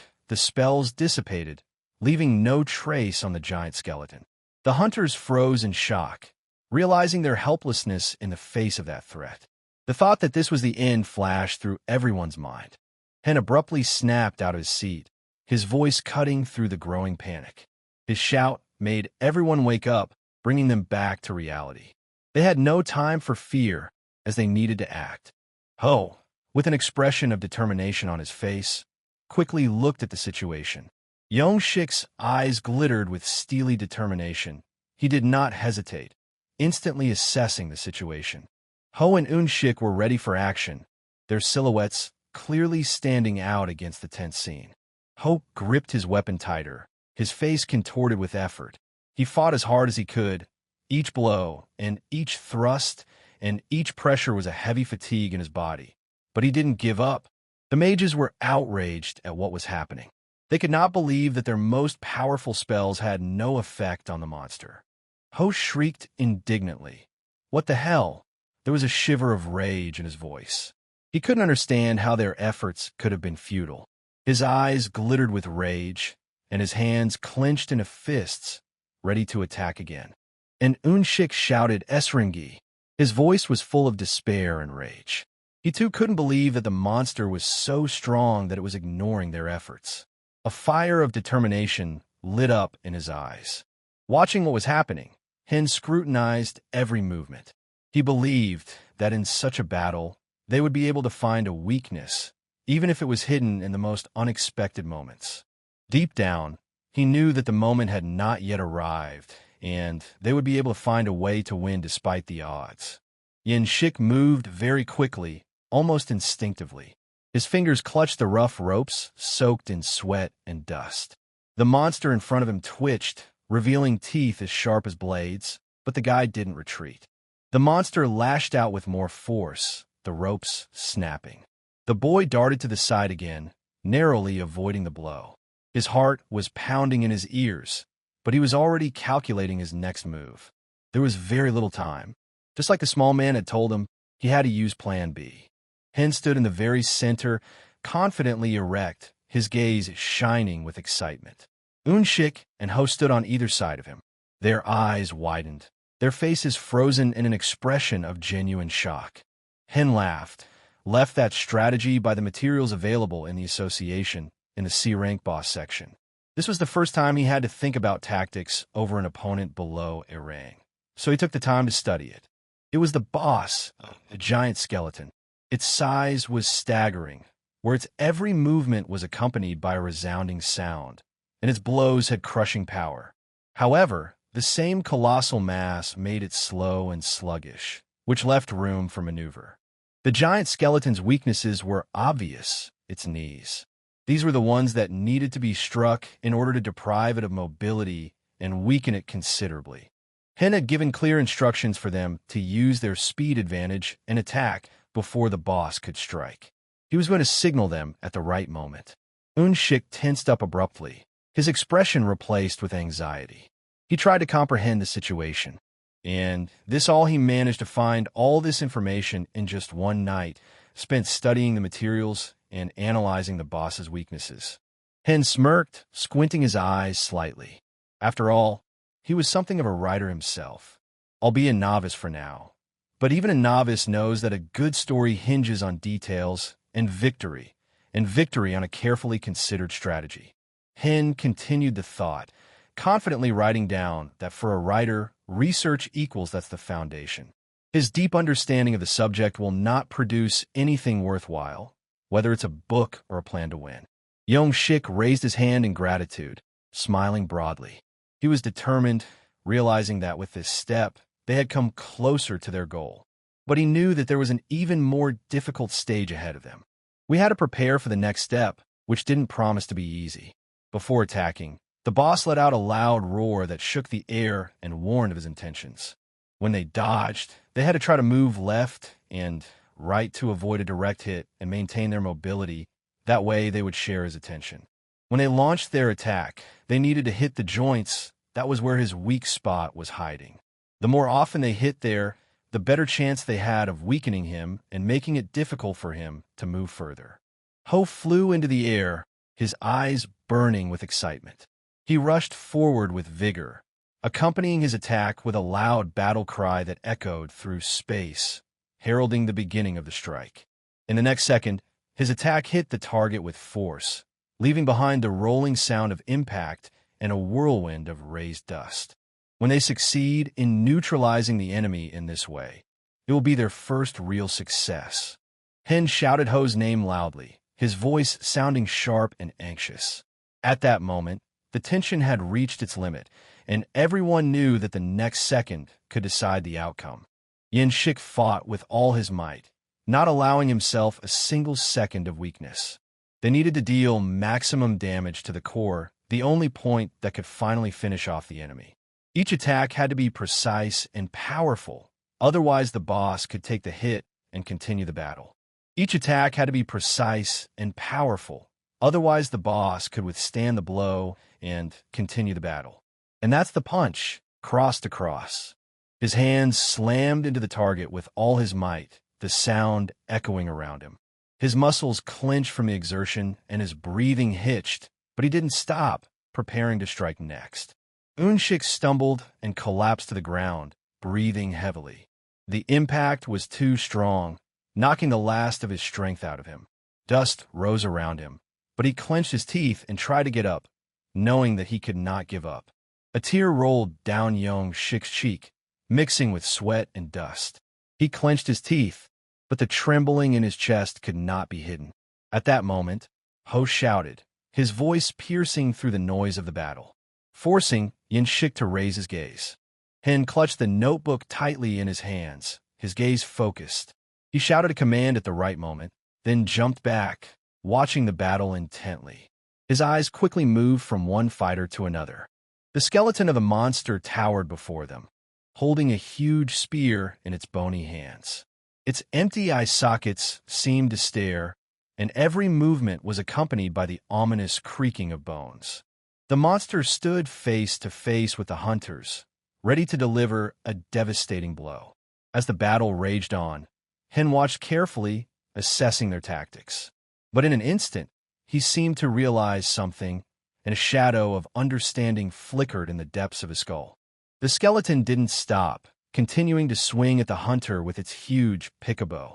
Each of his movements was heavy but inexorable, and the air around him shook with the force of the blow, ready to collapse at any second. Tears rolled down Hen's cheeks. He realized that the strategy was just a plan, but if he didn't have the strength to implement it, it would all be for nothing. One of them screamed, his voice shaking with despair. At the same time, the other observer frowned, realizing the inevitable. These S-rangs had no chance of defeating such a powerful boss from start. Hen quickly assessed the situation and came to the only conclusion that there was no other option but to intervene. Lightning was already flashing on his right hand, ready to fall on the enemy. Yong-shik held the claw, trying his best to stay on his feet and not give up. His hands were trembling with tension, but he clenched his teeth, ready to fight to the end. Hen continued to watch the hunters and his companions, scrutinizing their every move. His gaze was focused, and his thoughts were rapidly analyzing the course of the battle. Yin-shik thought for a moment, remembering the tactics they had used over and over again. But now the situation demanded change. He decided it was time to make a change, adapt to the enemy, and try a new approach. Hen thought about the tactic. Would it really work? He thought about it, going over the possible outcomes in his head. It all came down to one thing. If they didn't try it, they wouldn't know. He was talking about the very tactics they used every week, honing their skills in battle. At that moment, Hen was carefully writing everything down in his notebook, trying not to miss a single detail. Eun-shik was determined that even though Man Sa-sung wasn't around, they would still join forces. Their entire fight was now for his sake, and they wouldn't stop until it was over once and for all. Ho nodded, accepting the decision. As always, his role was to distract the enemy. He prepared for action, concentrating on his every move, knowing that the success of the entire team depended on his maneuvers. Ho abruptly snapped out of his seat and, without losing his fighting spirit, he loudly shouted a taunt towards his opponent. His voice echoed through the space, attracting the attention of the giant skeleton. Ho challenged his opponent with excitement, his voice ringing with mockery. He smirked, making a defiant gesture, knowing full well that his words would only anger the skeleton more. The one actually froze for a moment, as if pondering what he had said, but then, creaking his bones, began to turn around in his direction. The skeleton, creaking and rattling his bones, rushed after Ho. His massive footsteps shook the ground, but despite his strength, he remained slow. Ho was slipping away deftly, giving his enemy no chance to catch up with him. He grinned and, without turning around, shouted a signal. Now it was his partner's turn to deliver the decisive blow. The chains bound the monster tightly, preventing it from moving. He jerked, trying to break free, but the links only cut harder into his bones, restricting his every movement. Yen-shik gripped the chain with all his might, preventing the monster from breaking free. His arms were strained to the limit, and the links were so tight that sparks flashed as they rubbed against the enemy's bones. The monster twitched, but each tug only strengthened his grip. Yen-shik triumphantly held the chain, tightly restraining the monster, his voice echoing across the battlefield. At the same moment, Ho rapidly bounced backward, trying to get a safe distance away so that the giant skeleton wouldn't collapse right on top of him. Ho cast a quick glance at his partners, realizing that the decisive moment had arrived. Brother Man Sa-sung's final hold was what was going to set the stage for that battle. He held his breath, preparing to see the final crushing blow. Eun-shik ran forward rapidly. Every step was straining his muscles, but he did not slow down, knowing that the outcome of the battle was about to be decided. He confidently confirmed Ho's words, clutching his weapon tighter. Sa-sung could crush the core with a single blow, leaving the enemy no chance. But now, they had to work together. Eun-shik understood this, clutching his weapon tighter. Only by joining forces could they complete this battle. Ho didn't waste any time. He rushed into the attack, moving with a precision and speed that left the monster no chance. Yen-shur and Ho simultaneously rushed forward, their movements perfectly stacked. He struck crosswise, unleashing all his strength. A powerful blast of energy cut through the air, leaving behind a rumbling roar. It was their final attack, crushing, unstoppable, hitting the enemy with incredible power. The impact struck the monster's core with devastating force, splitting its surface. A flash of blinding light filled the space, accompanied by a deafening crackle. Cracks rapidly spread all over the skeleton's body, and in the next second it began to collapse, crumbling into a cloud of dust and debris. Eun-shik, Ho, and everyone else were breathing heavily as they watched their final technique conclude the battle. The boss disappeared, scattering the last sparks of energy in the air. It meant only one thing, that the battle was over. All at once they shouted with joy, realizing that the battle was over. They had survived, their voices echoing across the empty battlefield. Now, there was only one thing left to do, to find them a way out and get out of there. As Hen watched, he could feel the tension finally subsiding. Their concerted efforts had resulted in a victory, and he couldn't help but marvel at it. Hen watched the team carefully, feeling a surge of respect. They had gone beyond his strategy, managing to adapt to the unexpected. Even when their lives hung in the balance, they didn't give up, continuing to fight until the very end. Their determination and cohesion allowed them to go beyond the original plan. They created a new strategy on their own, adapting to the situation and bringing the battle to a victorious conclusion. This battle changed them not only as hunters, but also as a team. New challenges lay ahead, but now they knew they could overcome anything.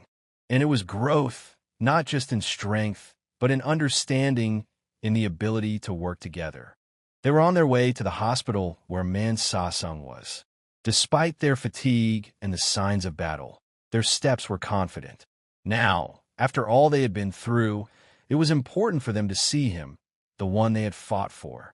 Man Sa-sung lay in the hospital room, staring at the ceiling, his mind on one thing, his comrades. In the semi-darkness in the room, he quietly recited their names, Ji-ho, Ho, and Un-shik. He didn't know, but he felt that they had fought. With tears in his eyes, he lay there, unable to hold back his emotions. Tears rolled down his cheeks, and a heaviness grew in his heart. He whispered words of forgiveness to his son, feeling the pain of the past clenching his chest. All because he had failed. The bitterness of defeat clutched at his heart, holding him back. If only he'd been stronger. If only he'd been able to make a difference. But the past could not be brought back, and now only regret remained, dragging a heavy weight behind it. In utter confusion, he woke up abruptly, breathing heavily. His head was buzzing, and his thoughts were confused. He looked around, trying to figure out where he was, and frowned.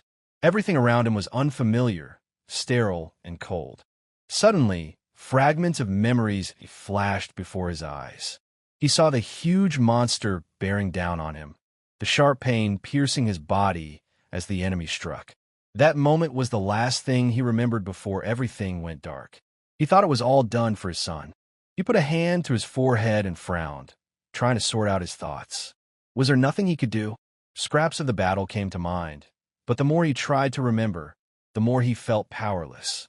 His fingers clenched into fists, and bitterness flared in his chest with renewed vigor. That he was nothing, the thought bounced around in his head, keeping him on his toes. If he couldn't do it then, what would he do in normal life? How to move on when everything he had built collapsed before his eyes?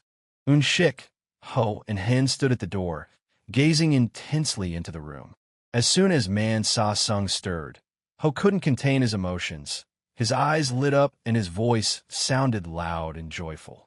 He shouted with delight that their brother had finally woken up, filling the room with lively energy. A tear rolled down Yon-shik's cheek. Looking at the weakened Man Sa-sung, he could hardly contain his emotions. Did he realize how worried they were about him? Man Sa-sung lowered his gaze, sighed heavily, and silently apologized to them. Ho looked at the chief with a smile, conveying confidence with his look. Hen and Un-shik stood beside him, with a slight smirk on their faces.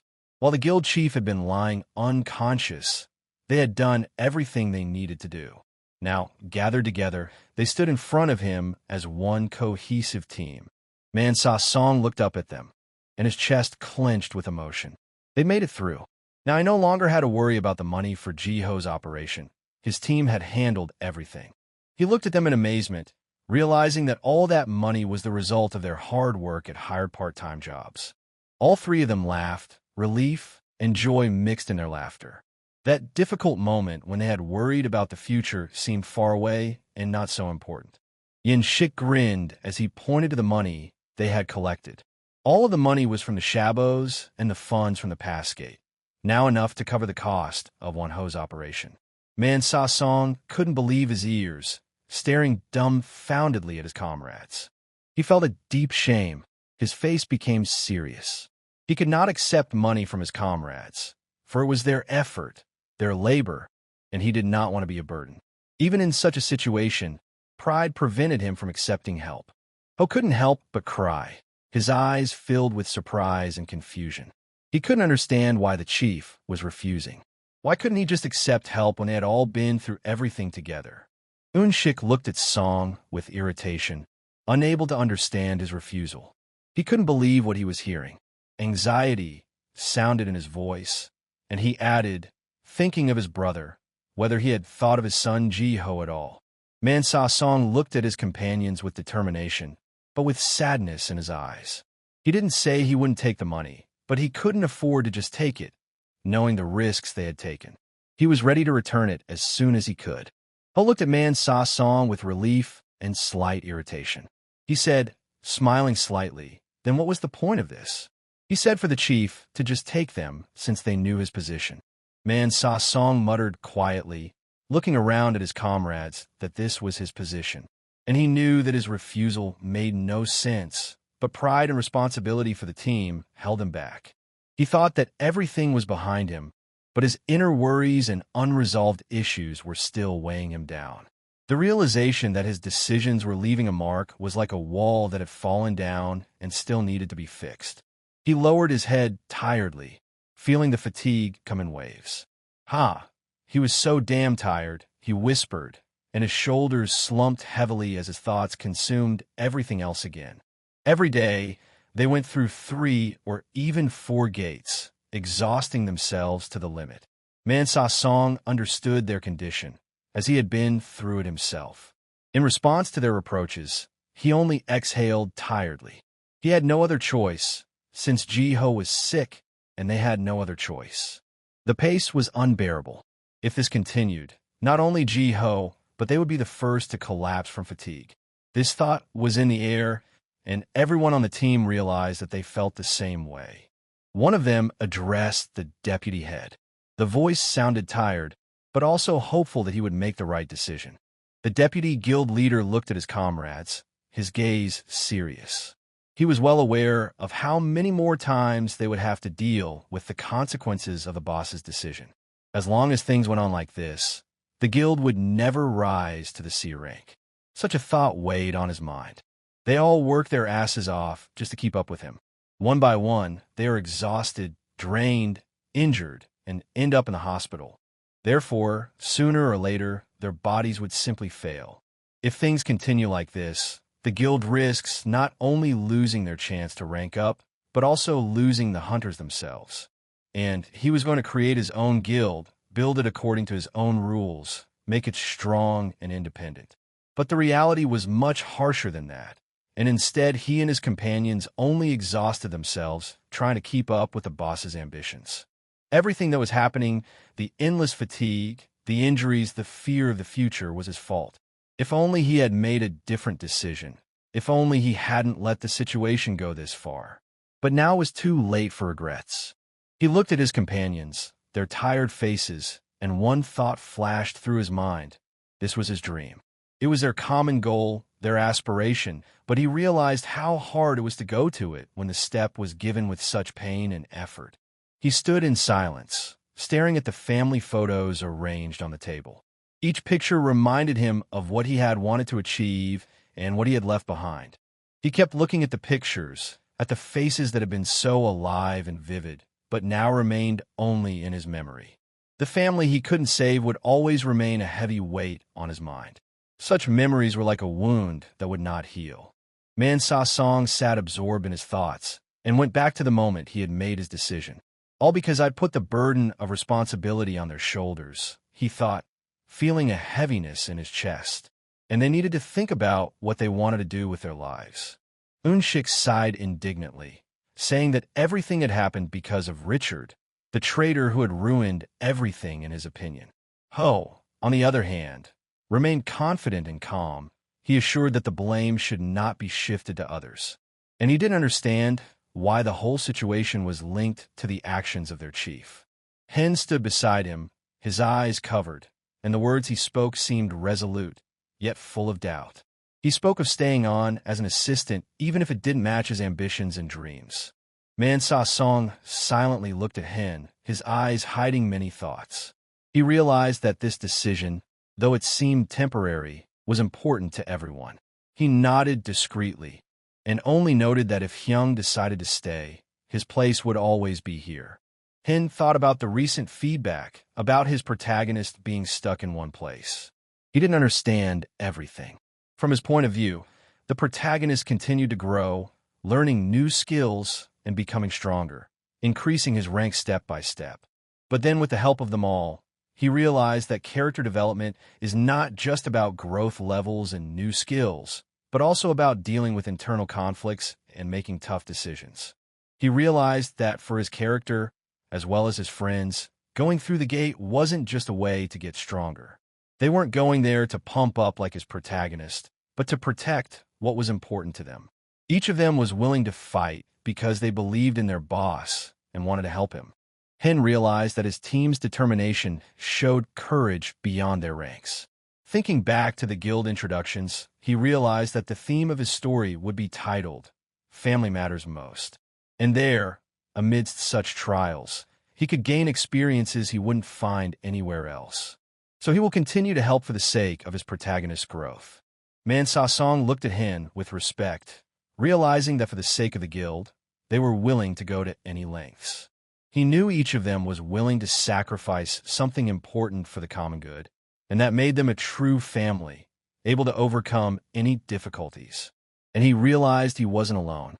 Man Sa Song realized that he used to be selfish, afraid of pain, and thinking only of himself. Now, looking back at everything that had happened, he realized how much he had changed. He realized he was doing much better now. He also thought with a smirk, as he turned to the guys, that maybe that was the moment it was time to be a little selfish. The guys laughed, and Shik added with a smile that let it be as long as it was. Sung sighed, holding back his emotions, and beside him, Yin Shik pondered, realizing the significance of what was happening, but never finished the thought. Hen smiled, realizing that he could finally help in any way he could. Huge buildings shuddered, giving off the crackling sound of breaking structures. Cracks spread across the walls, concrete crumbled, and metal beams twisted under the onslaught of flames. The fire roared, devouring floor after floor. The shriek of shattering glass mingled with the thud of collapsing ceilings until the buildings slowly but inevitably began to crumble downward, burying whatever was still inside. On the hot ground, covered with the traces of battle, stood warriors dressed in thick protective suits. Their faces were hidden by masks and hoods, leaving only the glow of their eyes reflecting the fiery flashes of battle. They held heavy swords in their hands and fought the monsters. Dust and smoke covered the battlefield, but no one retreated. Their mission was clear: exterminate the threat and survive at all costs. Mr. Duhuan called out to the soldiers to close ranks and draw their swords forward. Their steps were firm and their movements were polished. Each blow hit the target, knocking the monsters back. They moved forward, throwing the enemy back step by step, giving them no chance to break through their defenses. The eyes of the flying monsters blazed with fire, reflecting the raging flames around them. They circled above the fighting men, diving down in an attempt to break through the defenses. But the warriors did not waver. Du Huan stood clutching the hilt of his sword, staring intently into the monster's eyes. The monster stared back at him with its mouth open, a bright orange light pulsing in its depths. Standing still, he held his shield in front of him, preparing to withstand the blow. A hot wave of fire approached, reflecting in his eyes, but he did not retreat. The flying monster floated in the air with its wings spread out. The flying monster hovered in the air with its wings spread out, fire streaming out of its mouth, illuminating everything around it with a bright scarlet light. Du Huan and his hunters stepped forward, shielded by their shields, despite the heat raining down on them. The flames reflected in their armor, but they did not retreat as they continued toward the fire-breathing monster. The towering mountain S-Rang, named Chong Hong Chai, turned to Mr. Du Huan, anxiously clutching his sword hilt and shield, inquiring if he was all right. The Lord nodded, exhaling restrainedly and keeping his guard up, gazing at the monster again. They realized that even with the support of the first and second elements of the detachments, their forces were gradually waning and their positions were surrendering under the onslaught of the enemy. Still, no matter how powerful their squad was, the monster was still a monstrous threat, unpredictable, deadly, terrifying in its mere presence. Her name was Boss Diablo SS Rang. Mr. Du Huan decided firmly that he would protect the members of the Ho Jun Guild at all costs by taking responsibility for their safety. White Robe Ho Jun S. Rang was telling the gentleman not to worry and to be able to walk calmly. Mr. Du Huan understood that this time he would have to risk his life to defeat the enemy and protect his guild. Protect the guild from a sinister monster whose rage was boundless. Fireballs roared out of its mouth, illuminating the surroundings with a hot light. He stared at that beast, trying to realize its nature, but he couldn't understand what drove that indomitable force. As the Lord stood on the ground, the monsters hovered in the air, circling above him, while around him, huge fragments of rocks chaotically surged into the air. This was the test known as the Thunder Wheel, which was a new challenge for everyone, testing their strength, endurance, and determination to the limit. Du Huan struggled to move forward through the fierce storm, rocks swirling around him, the scalding wind whipping his armor, but he did not stop, making his way step by step to his goal. He grinned, realizing that there were advantages to a long life, and trying to cover his face with his hand, continued to move forward through the raging storm. He never thought he'd live to see such a day. Yes, his grandson might look a little rough, but he knew the truth. With a smile, he looked at the person approaching him. The one who had come to rescue him was none other than the grandson of the Thunder Emperor himself. With sadness in his eyes, he looked at him and, after a short pause, said that he hadn't really come to rescue him, but to ask a favor. He only lowered his head, sighed, and thought. Instead of a simple answer, his mind was racing, trying to find an explanation for his decision. An airplane flew slowly over the tall building, casting a long shadow over the streets below. Its metal body gleamed in the sun, and its powerful engines made a steady hum as they filled the space. Fans had already gathered at the airport, holding placards and flags. The air was filled with lively voices and camera flashes, and security guards kept a close eye on order. They were talking excitedly, trying to see the long-awaited guest among the arriving passengers. The boy lowered his gaze, thinking for a moment, then took off his glasses and looked into the distance. His voice was quiet, but it had the weight of years. One of the 12 legendary apostles, Battle God Sato Kinzuya, leaned his head to the side with a smirk and looked around thoughtfully. A thought flashed through his mind as he wondered how a guy was doing. The head of the Korean Association, Park Ji-han, did not hide his surprise. He had never imagined that he would see Mr. Kinzuya himself here.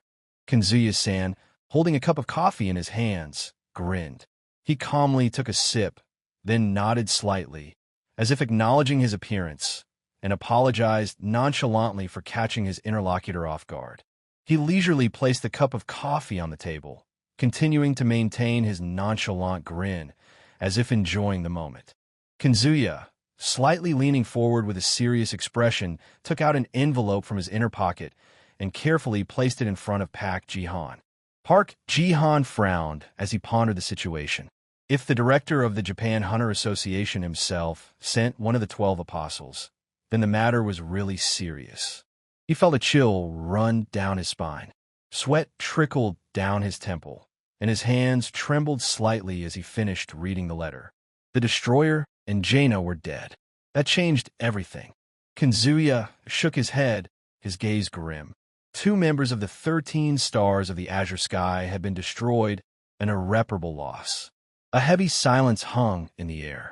The head of the Korean Association sat there, unable to believe what he had heard. Tears rolled down his cheeks, and the pain of loss enveloped him like a heavy burden. His gaze was blank, as if he was trying to comprehend how this could have happened. The 13 stars of Azure Sky, the 13 hunters, were recognized as the strongest in the world, second only to the 12 apostles. Their status was above all others, and they were considered the closest to the legendary rank. Those hunters were a symbol of strength and honor, and their presence in any battle meant almost guaranteed victory. Despite their strength, they were still human, and each of them carried his own weight in his heart. Unable to believe what was happening, Kinzuya wondered who could have killed such powerful hunters. Sadness and bewilderment swept over him.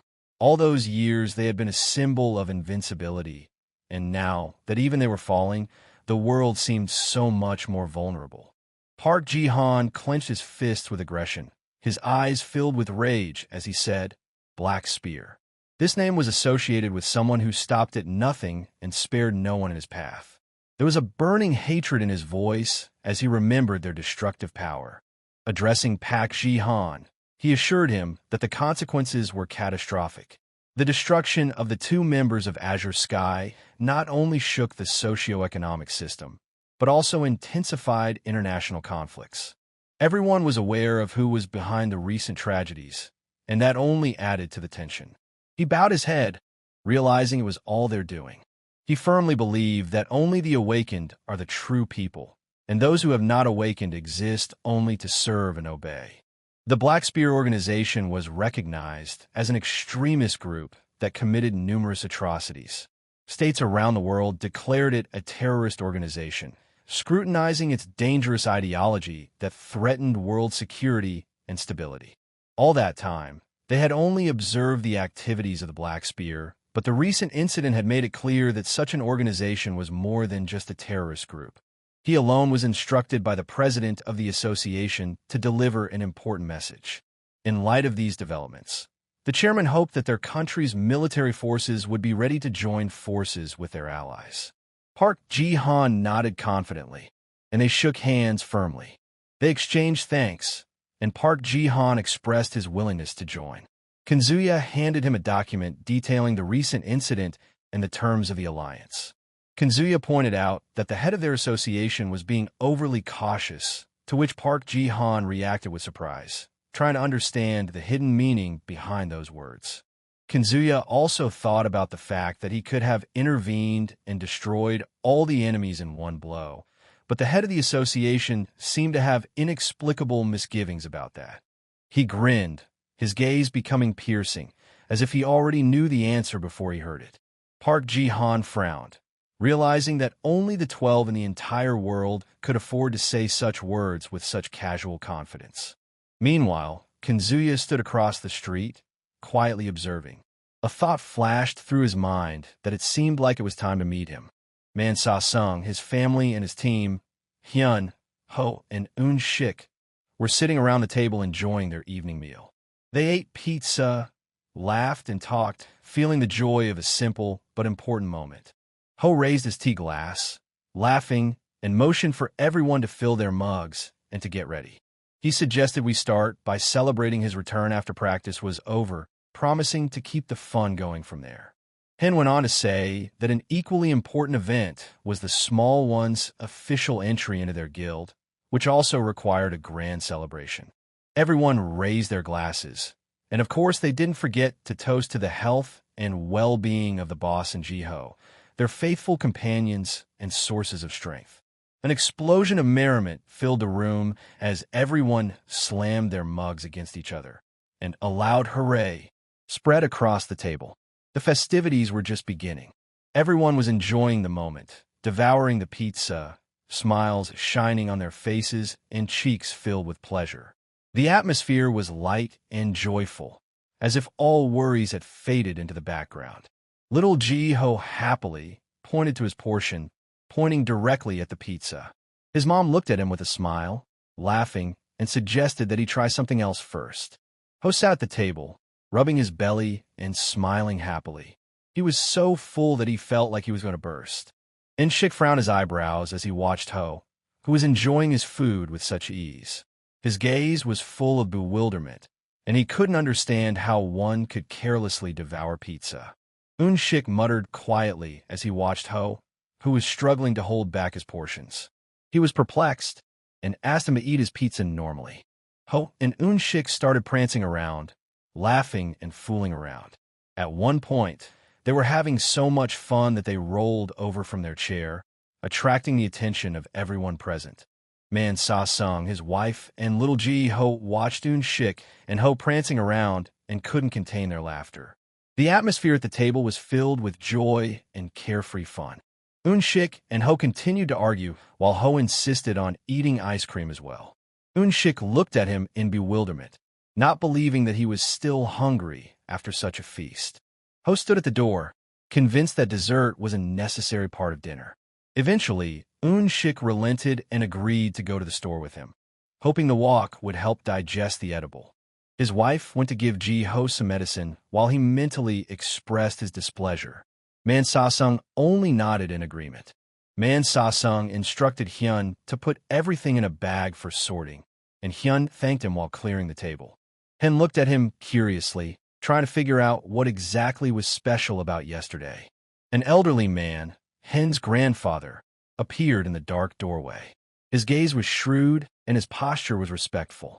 He was aware of the situation and was watching Du-hwan carefully, as if assessing him. Hyen grimaced at the reference and waved him away, signaling that he didn't think of him as his grandfather.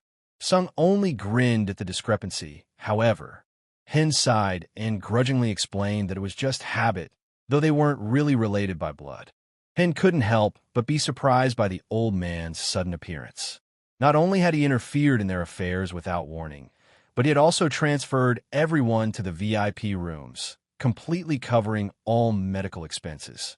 It was unexpected and even a little suspicious. Man Sa-sung and his wife were stunned by this action. As it turned out, they were given back all the money they had spent on medical treatment up to that point. It was very unexpected for them that they could not believe what was happening. He even offered them a house, completely ready for them to live in, with furniture and everything they needed. It was more than they could have expected, and Man Sa-sung and his wife couldn't believe that someone was being so generous to them. Hen said that the best way to pay is to grow and get better. Everyone thought for a moment, realizing the importance of such words. Man Sa-sung smiled at Hyun. As soon as Ji-ho finished the operation, he would start creating a new guild recruitment, and then they would work for real with full dedication. And Hen added with a smile that he too would do his best to make the guild grow stronger. He wondered, knowing a lot of people and not pondering what kind of episode would come out of it all. Man Sa-sung glanced at Hung with a question, but he only nodded briefly, signaling that he needed to step back for a while. Hyen soared into the air, quickly disappearing from sight. Man Sa-sung glanced out the window, his face reflecting a mixture of surprise and annoyance as he watched the figure rapidly disappear. He landed in a dense forest of tall trees, where the air was filled with cool freshness. There wasn't a soul around, only the faint rustle of leaves and the occasional cries of birds broke the silence. He felt a familiar aura, as if it permeated the very air around him. The energy was coming from there, he had no doubt about that. Suddenly, Kinzuya appeared in front of Hen. Their gazes met, tension hanging in the air. Kinzuya looked at him with a testing gaze, as if waiting for an answer. Kinzuya tilted his head to the side, assessing Hen. His gaze was cold, but there was a faint satisfaction in the depths. It was as if he was checking to see if his strength was still intact, if he had lost any of his skills. Kinzuya smiled slightly as he watched Hen. There was interest in his gaze and a slight sneer in his voice, as if he already knew the answer, but still decided to ask him how he was doing.